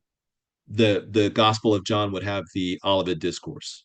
Well, then my theory kind of falls apart. Or the fact, let's just say that inside the book of Revelation, that word ecclesia is used 19 times in the first 3 chapters, but then it's not used again. So if the word ecclesia, specifically referring to the church, is supposed to be somewhere inside the 21 judgments, there should be that word ecclesia somewhere in there. Like John didn't switch out writing or copying things down. He didn't stop writing. He didn't write chapters 1, 2, and 3 and then hand it off to somebody else and then they wrote the rest of it. No, he wrote copied everything down as he was told to copy it down. And if my theory of the church is not going through the tribulation is, if it's not pre-tribulation, then we should see that word ecclesia inside of the somewhere inside the 70th week. But we don't see it anywhere. That's not me reading anything or taking anything out of the text. That's just what the text says. It is what it is. I'm not, instead we see the word saints. And saints is a very generic term for uh, believers in God, in the one true God.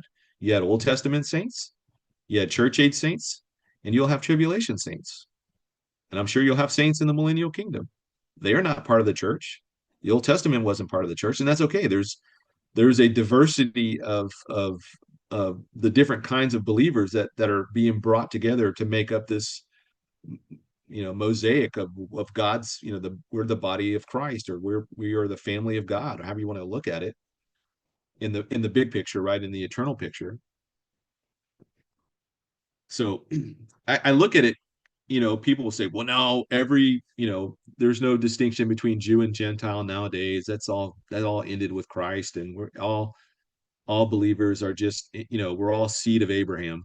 And so I think about that question, and I think, well, so why did the Bible spend, like 80, 70, 80% of the entire Bible focused on this people called the Jewish people and the tribes? Like if they didn't mean anything, in the sense that as soon as Christ came and they rejected him, who Christ already knew they were going to reject him, and their ethnicity, all of that stuff just gets wiped away, it doesn't mean anything anymore, then why devote so much of the Bible to them?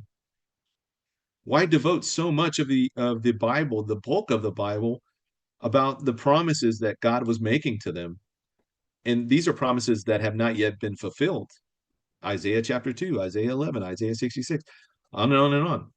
Ezekiel's 40 through 48, or really, 38 through, 48. I mean, there's tons of passages in the Old Testament where God says, I'm going to do this, not because you're a great people, not because you're better than anybody else, but because for my name's sake, I'm going to do it for me. So who am I to argue with that? And if it were just that, I would still think, okay, well, I don't know where the Jewish people are in the here in the church age. But we also get this reiteration in the New Testament saying that God is not done with the Jewish people. He's not finished with them yet. He's still going to fulfill the things he promised to fulfill to them. We see that in Romans 9, 10, 11. We see that in Luke chapter 21, 24. And also throughout the Gospels, there's little bits and pieces here what Christ is saying that there's still a future for Israel. We see that in Revelation. I mean, who are the 144,000? They're not the church. We're very explicitly told who they are. They're not the church. They're from the 12 tribes of Israel. And that, not even all the 12 tribes. There's two tribes that are taken out, but there's two inserted in. I think, Joseph's 1 is taken out there for Joseph. So I think that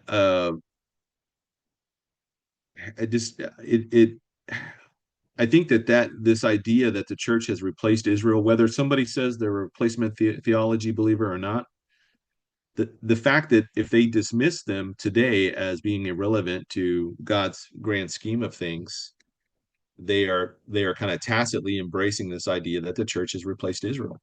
And that's why personally I have a big issue with any belief system that puts the church inside the 70th week, because it's not for us. We have no rhyme or reason to be inside the 70th week period. When we look at the first seal judgment that's opened, who opens that? Jesus opens that. That's his wrath. And we're going to start seeing that wrath being opened from that first seal to the last bowl judgment. And all of these things are just compounding on top of each other. And it's getting worse and worse and worse and worse and worse, right? That all of it's the wrath of God. You have to go to people that subscribe to like a pre-wrath position, who only can have that pre-wrath position by confusing the definition of wrath. And they say, okay, well, the seal judgment aren't God's wrath. They're Satan's wrath, or they're the wrath of man, or whatever. I mean, okay, let's just say that you believe that. Well, then I should see that reflected in the epistles. I should see that reflected in the gospels. I should see that reflected in the Old Testament. All of that should be in perfect harmony. And there's no other position besides the pre-trib position that is in perfect harmony with everything else. Period. I don't care if you're post-trib, mid-trib, partial rapture, pre-wrath, um, post-millennial, amillennial, preterist, partial preterist, like all those other things are not in harmony with the totality of Scripture. So the pre-trib position is the only one that's in totality with perfect harmony with all of Scripture. Period. Again, you can take that or leave it. It is what it is. Okay. Await him. What are your thoughts on phase one, two, and three ending in June 2025? After this, do you think this signals our homecoming? I honestly don't think that we're going to get to phase three. I think that by phase two, they will have already violated, the Hamas will violate it, and that'll be the trigger to just go ahead and be done with them, period. Netanyahu reiterated he's got three goals: bring them all home, all that, the bodies and the ones that are still alive, completely eradicate Hamas, government, leadership, whatever, all of them, and then prevent that from ever happening again. That Gaza will never be allowed to become a hub for terrorism again. And I think that that's something that Trump picked up on early on, before all that, before he even took office the second time. And one of the reporters asked him, this was the presser he did, I think, right before he was with Netanyahu, or maybe even the one with Netanyahu, but I think it was one before. And she asked him, like, why um, you were for a two-state solution before, back in 2020. Why aren't you for a two-state solution now? And he goes, well, October 7th. I mean, that changed everything. That just solidified in people like Trump's minds that you just can't reason with these people anymore. They are so rabid in their hatred for the Jewish people that you can't reason with. They are given over. You look at Romans chapter 1, people that are given over. I liken that to people that have Trump derangement syndrome. Not to the same degree, right, or the same level, but like, you just can't reason with him anymore when it comes to Trump. It doesn't matter that he passes a law that protects women in women's sports. They prevent biological men from jumping into women's sports because they claim to be a woman. He doesn't care that he passed the Laken Riley Act, or that he is trying to stop the flow of fentanyl, or the human trafficking, or the missing children, or all that other stuff. Uh, you know, all the good stuff that he does. He does a ton of good stuff, and they just can't see that. All they can see is the negative about him, and they will take one little thing. And there's a guy on my Facebook post who I've known for decades, but he's an older guy, and I knew him through the military. He is still so upset that Trump was talking about DEI being partially to blame for what happened with the DC aircraft crash, the helicopter crash. And I'm like, dude, for one thing, it is a tragedy, a terrible, terrible tragedy. Should never happen, period. But how does a helicopter fly in a straight line for this aircraft and never deviating? I mean, it's at that wrong altitude to begin with. They probably had their altimeter set wrong or whatever. And they're run right into a plane. It kills 60 something people and themselves. Something went wrong. That's not normal. That should not normally happen. It hasn't happened in what, 12, 16 years. So clearly something happened. There was some kind of oversight or some. And if you go back to Biden, I don't remember what year it was, 23, 22, 23.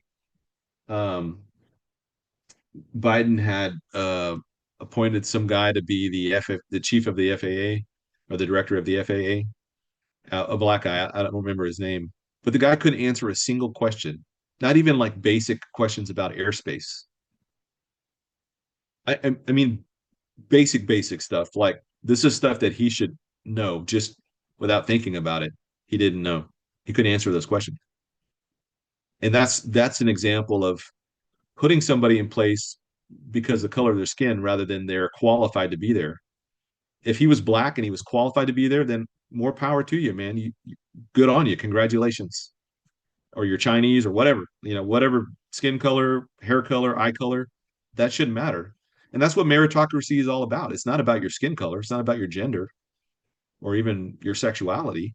It's about, are you qualified to be in this position? Period. And that's really the only discriminator. Are you qualified to be in this position? And I think some of that had to do it. But anyways, this guy's so focused on that statement. I'm like, dude, you've got like tunnel vision. Like you cannot shake this. And so I just, people like that, you can't reason with them. I don't know.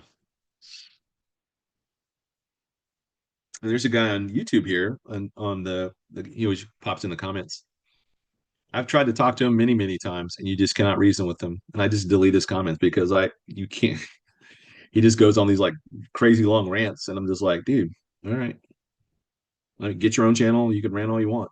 I'm not going to go on your channel and troll your page. Like, I don't care. But yeah, this guy just, you just can't talk to him, man.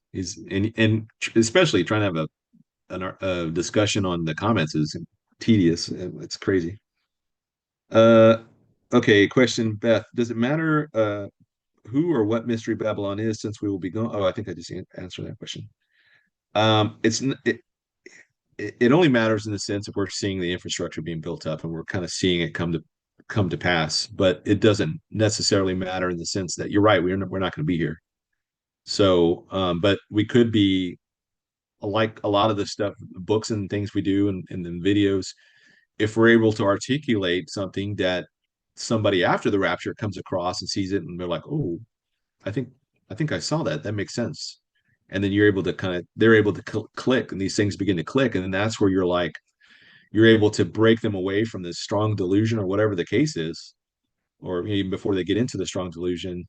And then we know there's going to be a ton of people that come to Christ after the rapture.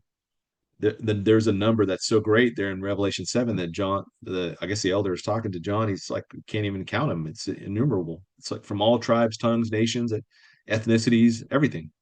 So there's a vast soul harvest that happens on the other side of the rapture. So I like to think that what we're doing here, both in video, in type, in like books, in charts and art and all that stuff, some of this is going to survive the rapture and the aftermath of the rapture. And I'm hoping that somebody finds a book and it's in, like, let's just take, for example, like, I don't know, a Lee Brainerd book or Tom Hughes or whoever, and they come across it, and they're able to keep it, right. Maybe they don't have a Bible with them, and maybe this is before they're able to get a Bible, or maybe it's anyways, they're able to read it, and there's enough good sound theology in there that can lead them to Christ as well. I know, like, I try to put my rules for the remnant in every thing I write. Um, but if somebody comes across that and they're able to read it and glean something that helps them, saves them from taking the mark, then even if it's just one person, for me, that's the entire world, right? That's how the Jewish people, one person is the whole world. Um, I remember back in when I first, this was like right before I started writing and for the Omega letter and all that, I was still trying to figure out what God wanted me to do, because I had gained all this knowledge, but I didn't know how to apply it or where to apply it. And I got invited to preach in a youth prison in Giddings, Texas. And I think I've told this story before, but um, at the end of it, uh, I was so fired up. I was just preaching on Revelation 1, and most of the audience is Hispanic boys that were raised Catholic. We're in this chapel with this Catholic, the crucifix behind me, and Christ is there. He's all kind of like, you know, just how they always depict him as kind of weak and pitiful. And um, I said, "Do you think that that's what Jesus still looks like right now?" And most of them were like, "Yeah, that's just kind of how they pictured him." And I said, "Let's read Revelation chapter 1." And we read it and I said, "This is what he looks like now." And we just, I don't know. So anyways, the sermon wasn't that long. And I was really fired up about Revelation chapter 1 and showing them who Christ really is and what he looks like now. And at the end of it, I was so kind of emotional myself. I just left. I was like, all right, I'm done. Amen. And I walked off the stage. And the guy that was coordinating all this stuff, he had at least had enough sense of mind to go up there and did an altar call at that point. We had a ton of kids that went up there, and I was surprised. I didn't even think about it. But a tool at that time that God was just using in that time and place for that particular thing, but that wasn't necessarily what God called me to do.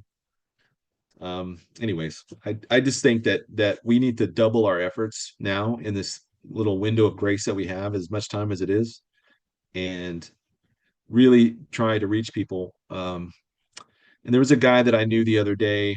I don't know him. I just kind of met him up once or twice, and apparently he got killed here in our town last night. They found him in the store dead, um, um, blood everywhere. I don't know any of the details of it just yet. I've been trying to follow the news to see what's come of it, but I'm thinking, did I share the gospel with that guy? And I don't think I did. Again, it was just a guy from a store. I didn't know him. But I think every things like that happen. It really, there's another guy that died in a car crash that my wife and I both knew him. Kind of, I knew him vaguely, you know, and he was a Marine. So we would talk a little bit about military stuff, but that was kind of the extent of our conversations. And he died in a car crash. So you never know, man. You never know if you get that inkling to share the gospel. Um, I think God is telling you something like you need to make your move on this person now because they may not get another opportunity. So be sensitive to that for sure. Question, David Jack. Will AI in the B system be able to translate all known languages to speak to the inhabitants of the earth? Absolutely, absolutely think that. I think a lot of the AI system beast is going to be possessed, or I don't know, it's going to be something with demonic forces behind it. And especially if it's like a quantum system. Janice Clark, could you explain Acts 16:31? Acts 16:31.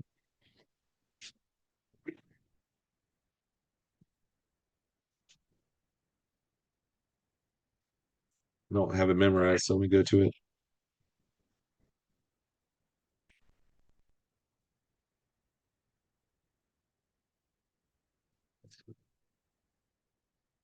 Okay, and he brought them out and said, Sirs, what must I do to be saved? So they said, Believe on the Lord Jesus Christ, you will be saved, and you and your household. And then they spoke the word of the Lord to him and to all who were in his house.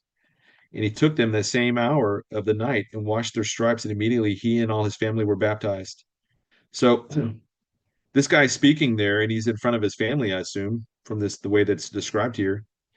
And he says, What must I do to be saved? So everybody else is hearing this. His family's there with him. And so when he responds to him and says, You believe on the Lord Jesus Christ, and you will be saved, you and your household. So he may be pointing to them, you and your household. You can all believe on the Lord Jesus Christ and be saved. Just because I'm saved doesn't mean my children are automatically saved. I mean, they're going to have that same come to Jesus moment, that relationship with the Lord themselves, each individually. Because you're not, I believe in the age of accountability, but at the same time, if that child goes beyond that age and you get to adulthood and even though I'm a Christian and I'm adult, I'm your father and I'm an adult and you're an adult and you're my son or my daughter, that doesn't mean you're saved. That means you need to have that personal relationship with Jesus Christ. And so Chloe and I had that conversation on Sunday. And so she, professed her faith to the Lord then Sunday with me right there. No, this wasn't Sunday. This was Monday when she stayed home from school because she was listening to our little live stream and stuff. And so she was sitting on the counter in the kitchen and she had her Bible out and she's doing like notes and writing stuff down. And so afterwards, she's asking me questions. And so we just started talking about it. So I said, Hey, well, this is how you get saved. And we just went through it. So I've done that with all of my kids. Um, I don't think necessarily that repeating it I said, Hey, it only means it's only real if you really mean it. Right. And that's where that change of heart comes in, that new creation. You become a new creation in Christ. Don't just say it because I'm telling you to say it or asking you to say it. I need you to really believe it. She's like, Oh, I believe it. I said, Okay, boom, done. I've done that with Titus. I did that with Lily, with Olivia and Ella. And so I think as part of this, I mean, so I think in this particular context, Paul and Silas were there singing, they leave and they go out and they the guy is like, and he says, he brought them out and said, "Sirs, what must I do to be saved?" And so they said, "Believe on the Lord Jesus Christ, you will be saved, you and your household." And they spoke the word of the Lord to him and all who were in his house. So when they spoke the word of the Lord, it wasn't just to him, and it was they were all hearing this at the same time. So I just think he was talking to them in a general sense, but not that doesn't mean that you were just because you're saved that a blood relative is saved. Well, that's not what it says because we don't see that reiterated anywhere else in Scripture. Um, thank you, Janice. Panther Girl 73. Do you think if Enoch is a possible tribulation witness, would it be because of possible ties to fallen angels?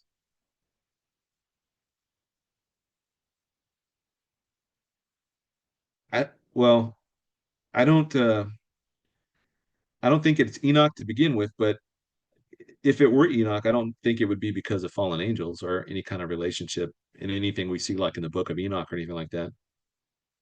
Um, I don't know. I think the first book, or what is it, book one or one book, or the first book of Enoch or whatever it is, the very first one that was written that Jude quotes from. I think there is parts in there that are legit, and I think there are parts in there that are not legit. But the other two variations of the Book of Enoch are totally not legit. But um, they're way more Gnostic. The first one though is seems to be like a uninspired um, oral recording of what they had passed down from Enoch or whatever, or from the days of Noah, etc. But I don't think. Well, first of all, so I don't think it's Enoch. I think it's going to be Moses and Elijah. Elijah for sure, but I think Moses also. But let's just say it is Enoch. I don't think Enoch's going to be there because of anything having to do with anything to do with fallen angels. So, um, Renee, question: Sheep and goat judgment is before the great white throne judgment. So, will dead leaders be brought forth for this judgment from the beginning of Israel? I think I've always pictured the great white throne judgment as being those present at that time, um, and how they've interacted with Israel during these 7 years that are still alive. They're they're not going to be brought back for that judgment and then turn around and brought back for the great white throne judgment and like judged the twice like that. I think all of that stuff is going to be exposed, like the wicked leaders like Ahab and others are going to be exposed at the great white throne judgment. Like the Sadducees and Pharisees that condemned Jesus and had him crucified and everything. I think that they're going to be judged at the great white throne judgment, not at the sheep and goat judgment. I think that is specific to those political leaders and people alive during the whoever's left at the tribute at the end of the 70th week are going to face that judgment. Thank you, Renee. Um, Johnny Z question: will we see 2020 Summer of Love riots 2.0 again? I well, like I said at the beginning, it's hard because like when that happened the first time, Trump did not have the government behind him. Now Trump is the government, and he's got every facet of the government to include all the different FBI, CIA, and all of those entities in with his backing. So I think that the protesters know this time that they're not going to put up with it this time. That's one aspect of it. The other aspect is as they begin to continue to go back and expose the corruption inside of the things like USAID and the DoD and all the rest of these gigantic bureaucracies, and begin to expose all the money and trace the money back and really cut the funding off and do all. I don't know that unless a George Soros type of like outside multi-billionaire is funding it from the outside, I don't know that it's going to be funded necessarily from the inside anymore. So that may reduce the number of people that are being paid to be out there to do those things.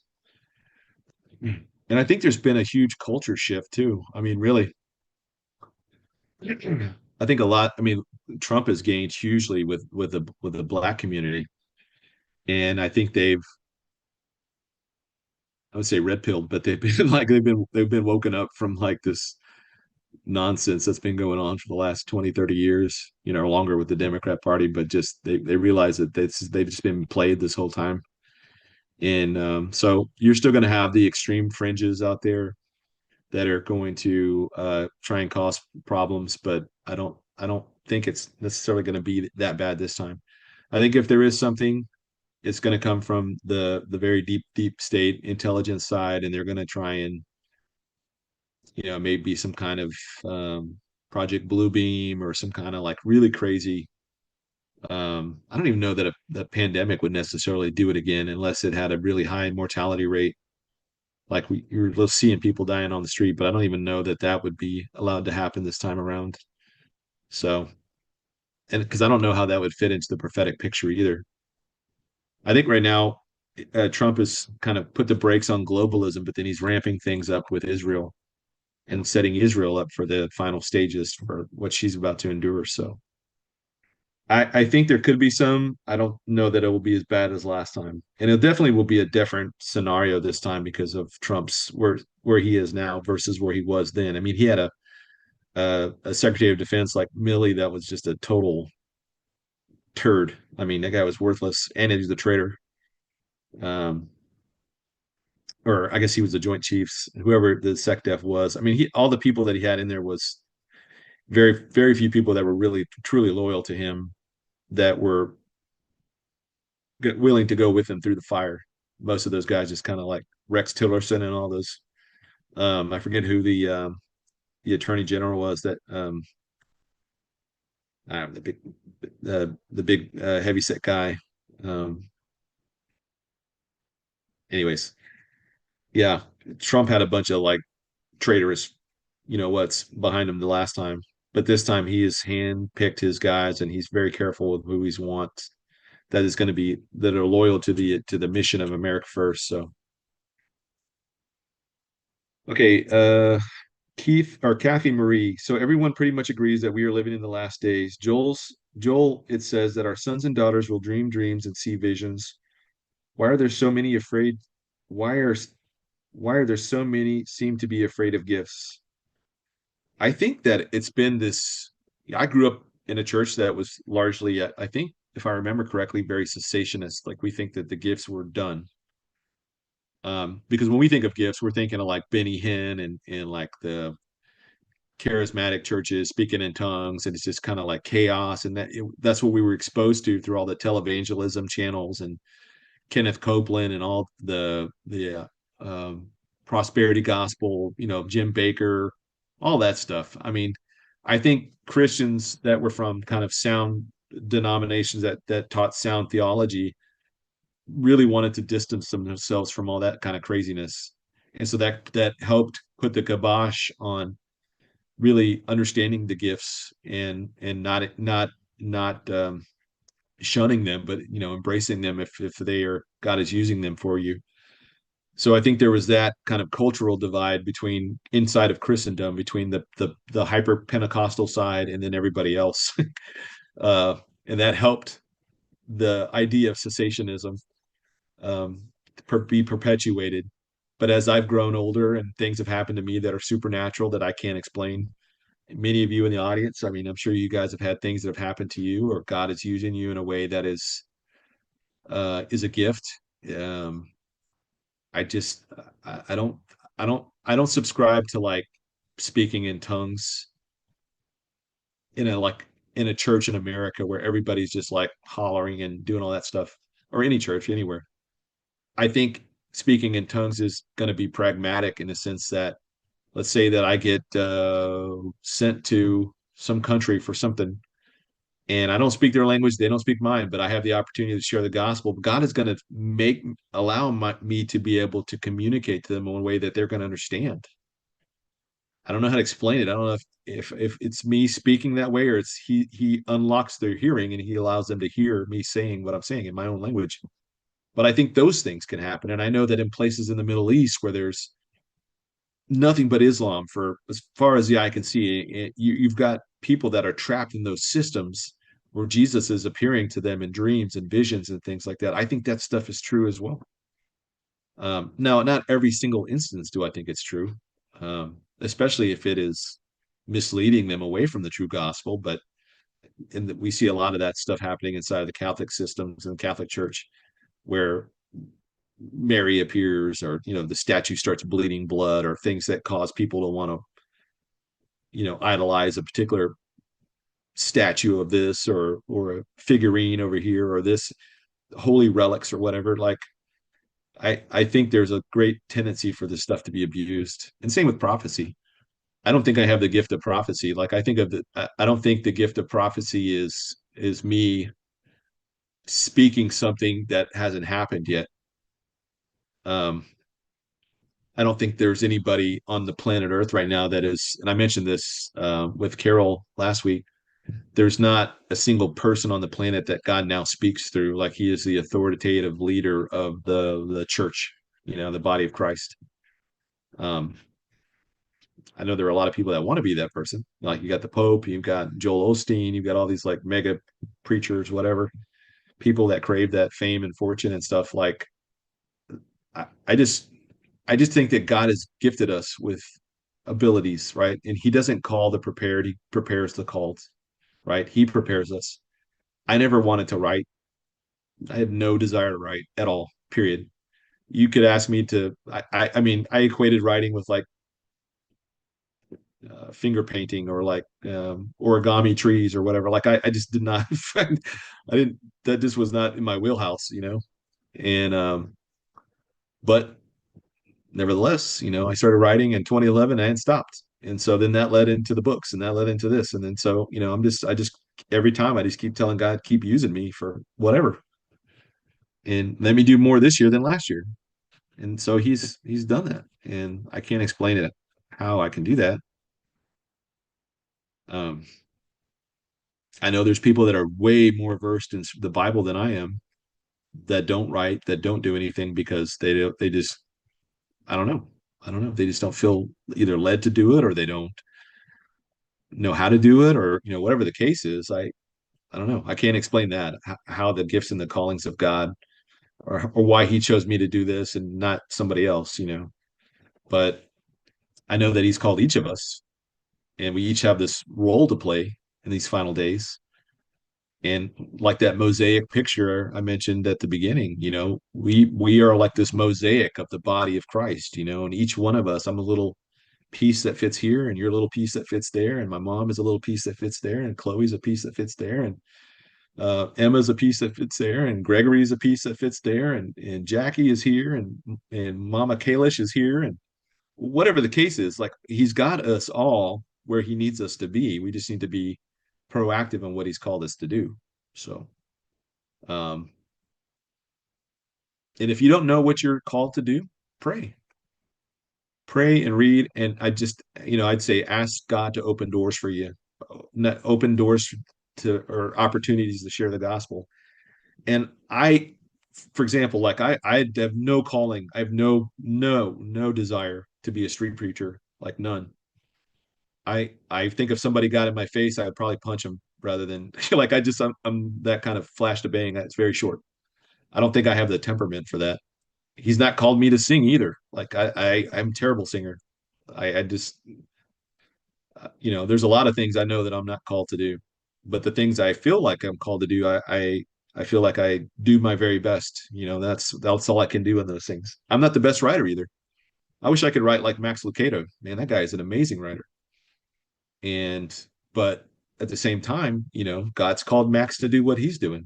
And he's got a huge impact, and he's got a huge reach, and God is using him in that area, and God's going to use me over here in this area. And I have a small audience, and he's got a big audience, and this person has a great big audience. And it's okay. I'm not jealous. I don't care how big my audience gets.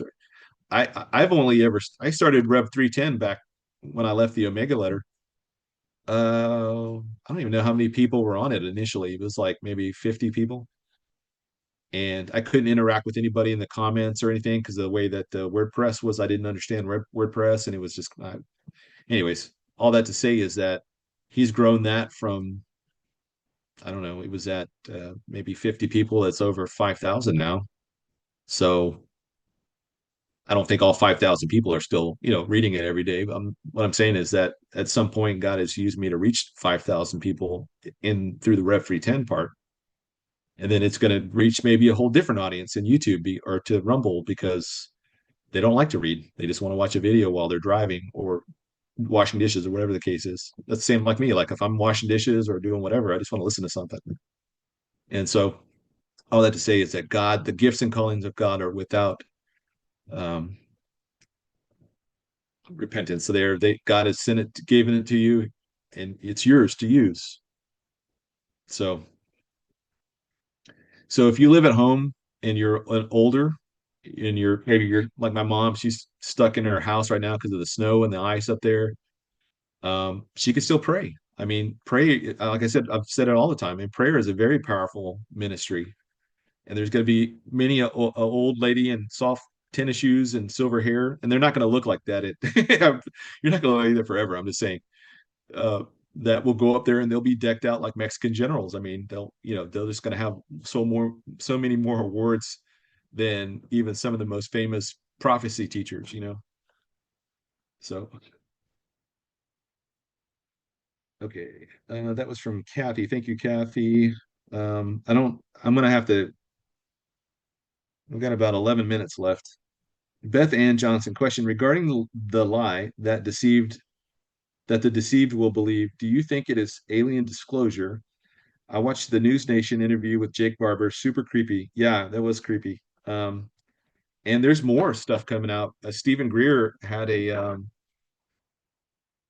had some kind of like 350-page dossier thing that he gave to Trump and the Trump team, saying that 2025 or 2026 at the latest was going to be this big disclosure year where and it wasn't going to be friendly. So that's kind of freaky in and of itself. But I didn't read the whole thing. I didn't have time to read through it all.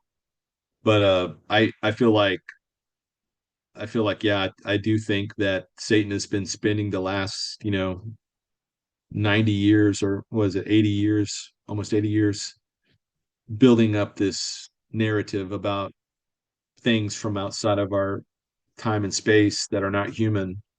The whole alien seed theory, the whole confusion over our history, which Mary Danielson and I will talk about it at the 21st.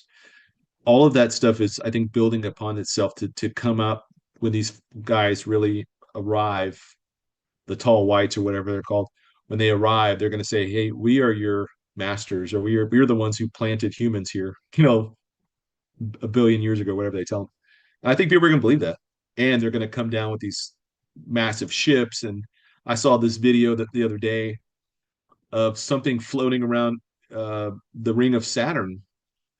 And I sent it to Mondo Gonzalez, and he's like, "Oh, that's older. That's not now because the ring." He's telling me about the rings and how they're usually they looked flat in that picture. He goes, mostly like by the time we see them, they're like at different angles and stuff. So it wasn't recent, but there's this like thing, this massive object moving around and not random patterns, but it was like moving intentionally.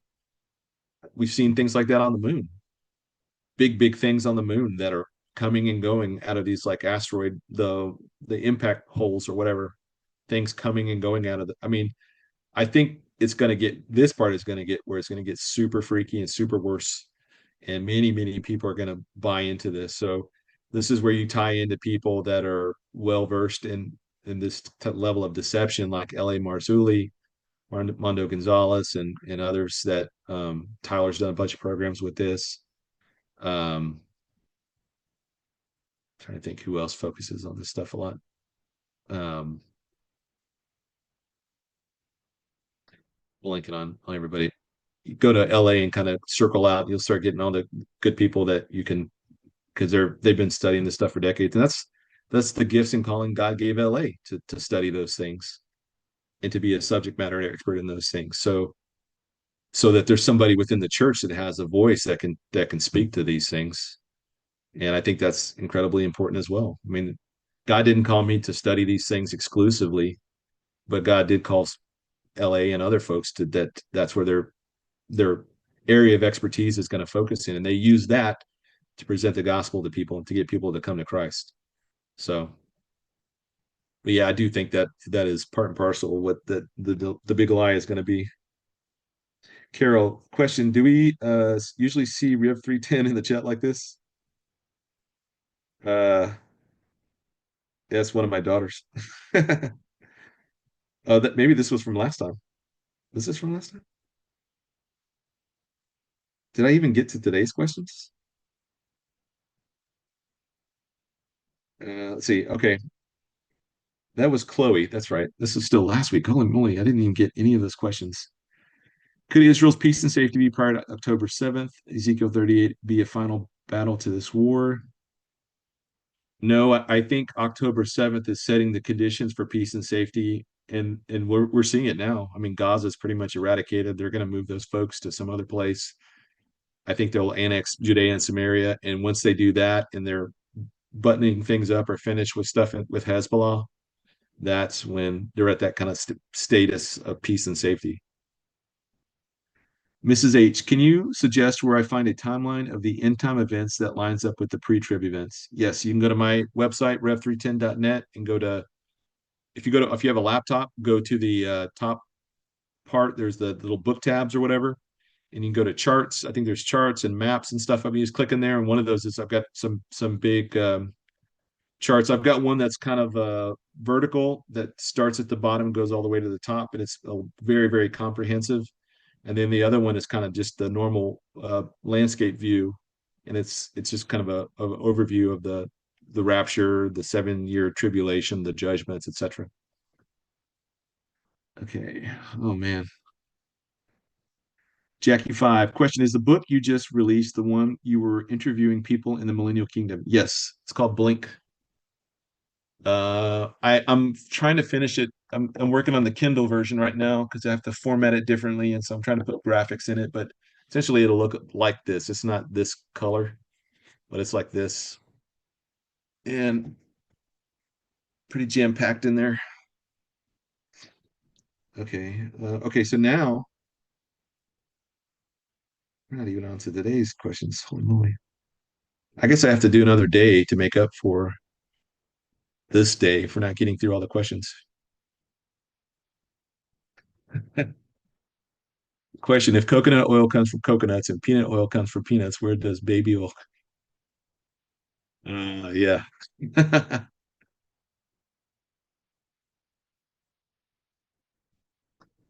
David O'Neill, question: I don't understand the possible gap between the rapture and the church and the tribulation of the church and the tribulation. I would think because of the prayers of the saints are gone, the tribulation would have to come in. Well, 15 years ago, I would have thought there was a much longer gap because there were still so many things that had not yet come to pass yet. But the further that we press forward into time, the further I feel like we're cutting into what would have been that gap, if that makes sense.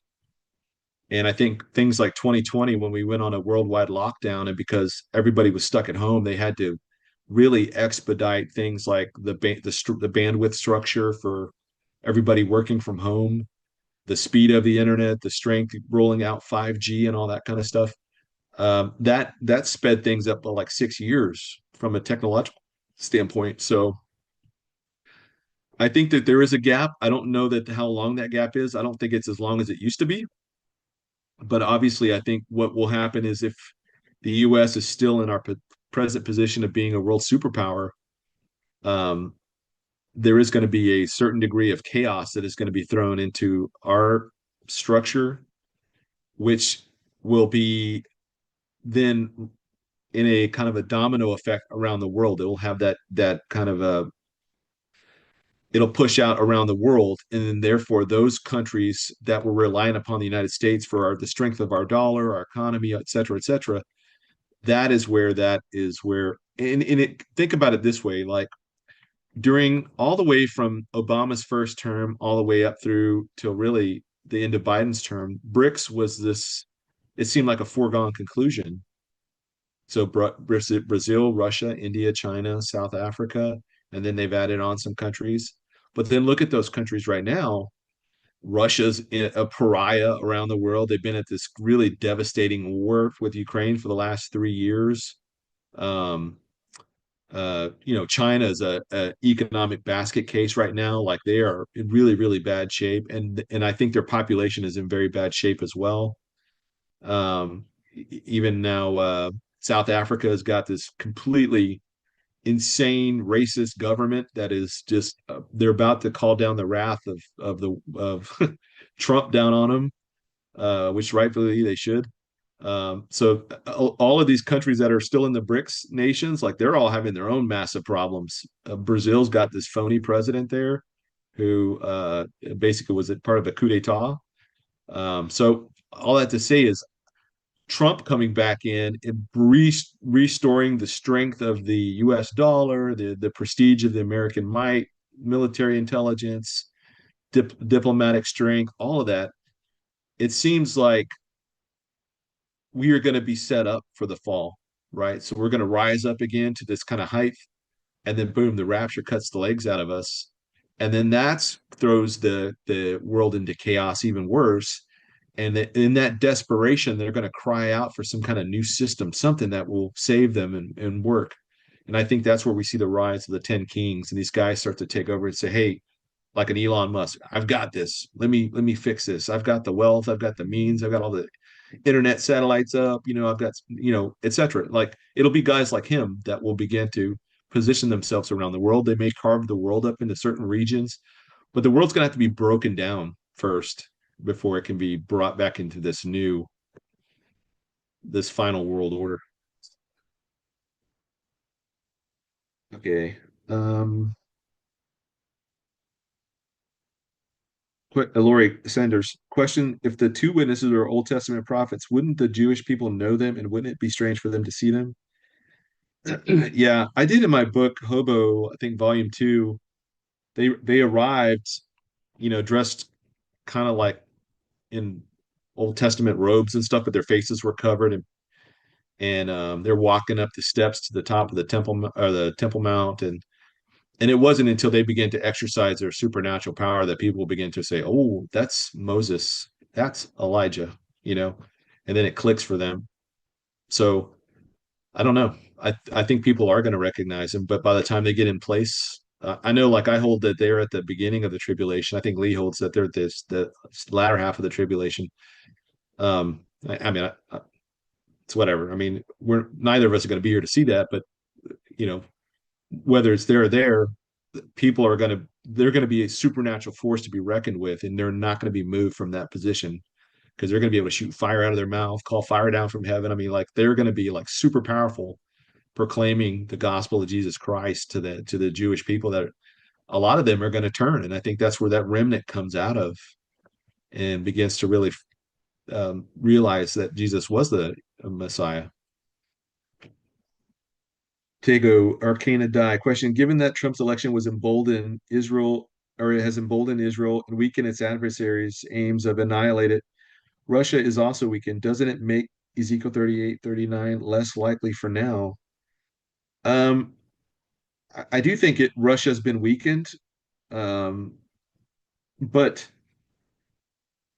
if you look at who's going to march against Israel, I know that we say the Russians, but I everybody in this group, this cohort, they're Muslims. The Turks are Sunni Muslim. They're Turkic.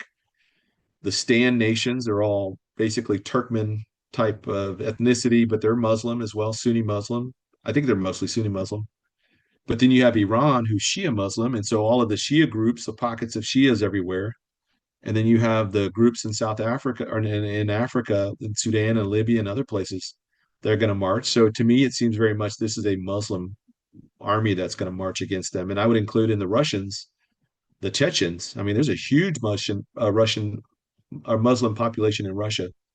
So I largely think that it would be the Chechens and the Dagestanis and all the different groups up there in the Caucasus that are Muslim, but they're Russian. They speak Russian. I kind of think it's those folks marching against, and and the Muslims that they're going to come out of the Europe in droves. I mean, like it's going to be like the reverse crusades. They're going to be marching out of Europe or taking trains or boats or whatever and get in position to march against Israel. But they're not going to do that until the United States is out of the way. So right now, there's it would be suicide for any country to go against the United States in that manner. So 302. Okay. And I haven't not even got into today's questions. Joy, Chris, Larry. Question. Hi, Pete. Do you think the 7 year cleanup after the Ezekiel 38 war will involve drone warfare cleanup? Honestly, I don't know. I don't even know how it would work necessarily with just regular weapons and rifles and stuff like that.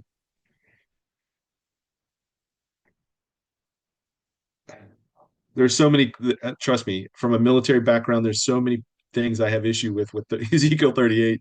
I'll have to do a whole separate thing on just Ezekiel 38, on just like the battle components of it, because I have such a passion for the war type stuff, but I'm struggling. I struggle with this with a lot of the things surrounding Ezekiel. The players, I get that makes sense, but like what they're fighting with and how they're fighting and all this kind of stuff, it doesn't make sense to me. So that's a due out that I owe you or the group writ large. Natalia Hurst, question: do you think that the two witnesses are here just for waiting for their appointed time, or are here just waiting for their appointed time? You know what? I don't think they are. I don't think they are. I think they will appear supernaturally when God tells them, "Hey, go down there." You know, in my hobo story, Enoch is still here. And Enoch's been on the earth since like the first since he was taken up, but he comes back, I think, after the flood, and he basically just is chronicling everything on the earth. I mean, so it's a total fiction, but I mean, is it? Could you think that the two witnesses are still here? I I guess you could, but I don't think so.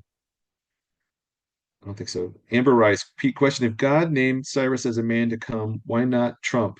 And the fact Trump said Christians won't have to vote again. I feel God gives us so many signs. Yeah, I think God's called Trump for this time and this place.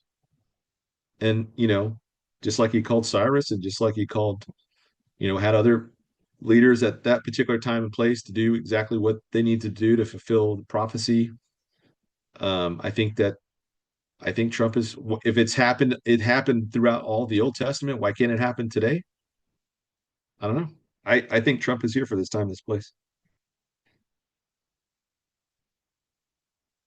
Harley Sire, question: what do you think about President Trump forcing Canada into a 51st state? Do you think this would be part of the 10 regions?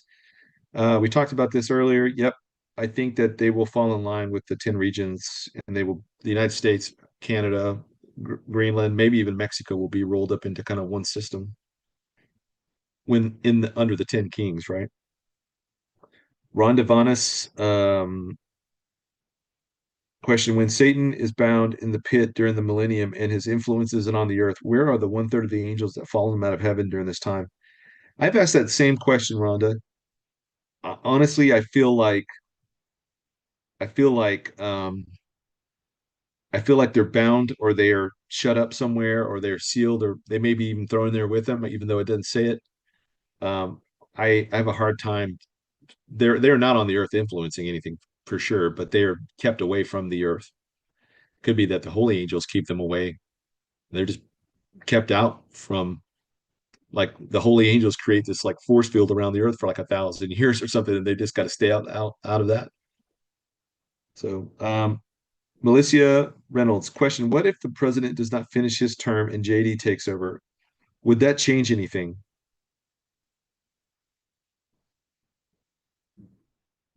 Yeah. I mean, if we're still here, then obviously it would be the last Trump. But um, JD is very tied in with cryptocurrency and technocracy type stuff and technocrats, and he's very much. I don't know that he's a Christian. I don't know what his belief system is. I think he's Catholic, maybe.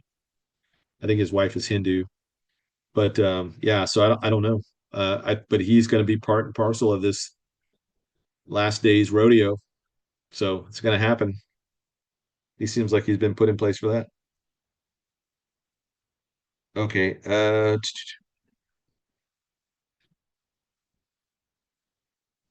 This is good reviewer. Okay, so this is today's Coco. I got your messages on here. I think you're right. I'll get some more mods. Um, uh, Asset Ministries. No, Caterlin. Caterlin. I need to find. I'll tell you what. I'll add Caterlin on today if she wants to, or he. I'm not. I'll add Caterlin on. I just couldn't find before on my phone. It wasn't working. Llama Mama question. I got an email from a Jewish organization today, and they mentioned that Gaza was to be empty for the Messiah, or we would say the Antichrist. Do you know that scripture they may be referring to? I don't. I don't even know what they're referring to. I don't know why Gaza would play into that. Bill Salas would be the guy to ask that question, and I still need to have him on. I've been meaning to do that. Samby question: do you think the emptying Gaza of Gaza is setting the stage for Ezekiel 38, 39? Does this mean Judea and Samaria is next in the rapture? Yeah, I think we've talked about this a few times, but yeah, I do think it's setting the stage for Ezekiel 38, 39. Especially, I think that if there is some new infrastructure put on there, like it's built up and it's super nice and it's like kind of like Bahrain or like, Dubai or something, some kind of crazy resort place is what I'm thinking Trump's thinking of. So yeah, I do think that that is definitely a possibility. Sandy Valenote, question. I just received your new book link. I was wondering, did you do the artwork on the cover? No, that was, well, I did it, but it's, AI art or whatever. I don't have an artist. The book I had, Hobo, I don't know if I even have any copies left of that. That was something I found online. It was a guy that had painted it. It was a picture of a painting, and I reached out to him. I said, "Hey, I'd like to use your art for my book cover." And he's like, "Yeah, it's fine. Just send me a copy of the book when you're done." He's like a tattoo guy, tattoo artist up in like Seattle or somewhere. I was like, "All right, cool." Um, Question: if U.S. controls Gaza, is it not the same as dividing the land? No, because that if you look back through the history of Israel, that's always been like the enemy's territory, like the Philistines, and um, I don't know if that was ever incorporated into the. I'm sure it is, but I just for all of history, it's been belonging to some enemy of Israel's. Pete should bring on Mondo. Yes, I will reach out to Mondo, see when he wants to come on. I was going to grab somebody today. I just really ran out of time. Natalia Hurst question: with Canada and Mexico being on the same page with America, could this be one of the 10 kingdoms? Absolutely. Emmaus Road Productions question details the line project the Saudis are looking for investors, so funding from America, Egypt, Jordan, and Israel. The other projects are for the elites, but line is proposed to house millions. I think you're talking about Neom. Yeah, I need to talk to that guy that was working over there.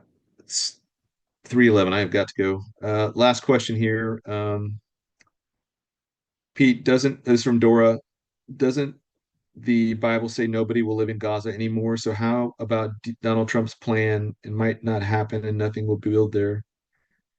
That's also a possibility. Like I said, there's so much damage. There's so much unexploded ordinances. There's collapsed tunnels. I mean, that place is a dumpster fire. So I don't know what's going to come of Gaza, but it seems like it could play a couple of different roles. Okay, and I have got to run. Last one. Emmaus again. Question details. 2-2 checks all of the WEF goals, World Economic Forum goals. Green 15-minute city Neon Project could be a place to consolidate a lot of the population in the post-rapture world. That is true. That is very true. I don't disagree. Thank you, Teresa. All right, guys. I am leaving off at Nancy. Nancy, the next time I do this, I know you the answer, but I have got to run now. Thank you guys for hanging out. I apologize for the snafu at the beginning. I was trying to get this set up, and I finally decided to pull the trigger and actually do a live stream at like 11:30, and I was like, I got to do it for like 12, or else I won't have any time. But thank you guys. God bless you. I will go back and edit this video and take out the parts where I had to step away or do stuff, and then I'll fix the title and the image and stuff. So it's probably not going to be the same image. It's going to be the image with the chick with all the Hindu arms or whatever on the lions or whatever. So don't forget tomorrow night. Tyler is going to be on. I think he usually comes on around 9. He's gonna be doing his like whiteboard on the Mystery Babylon.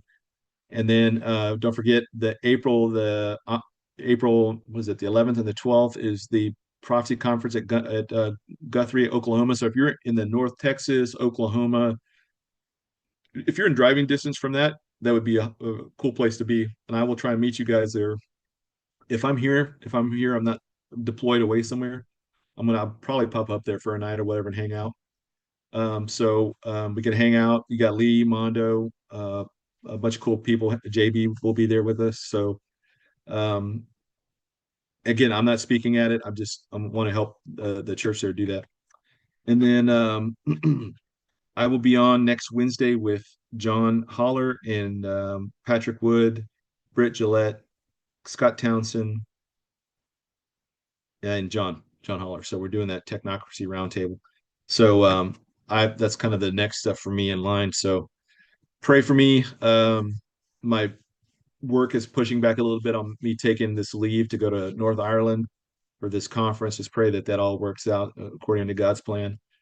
I'd already put in the request and everything was already done. Now there's like kind of him hawing about it. So I'm like, all right, well, I'm leaving in like 2 weeks, so y'all gonna have to make a decision very quickly.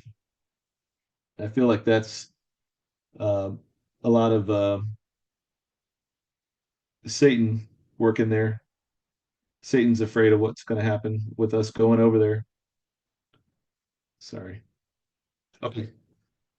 I think that's it. God bless you guys. Thank you. Thank you for all the super chats. I'm very appreciative of that. I hope to, I don't know. I'm going to change up my schedule a little bit because of how fast things are moving. So I might move to 3 days a week, Monday, Wednesdays, Fridays around noon.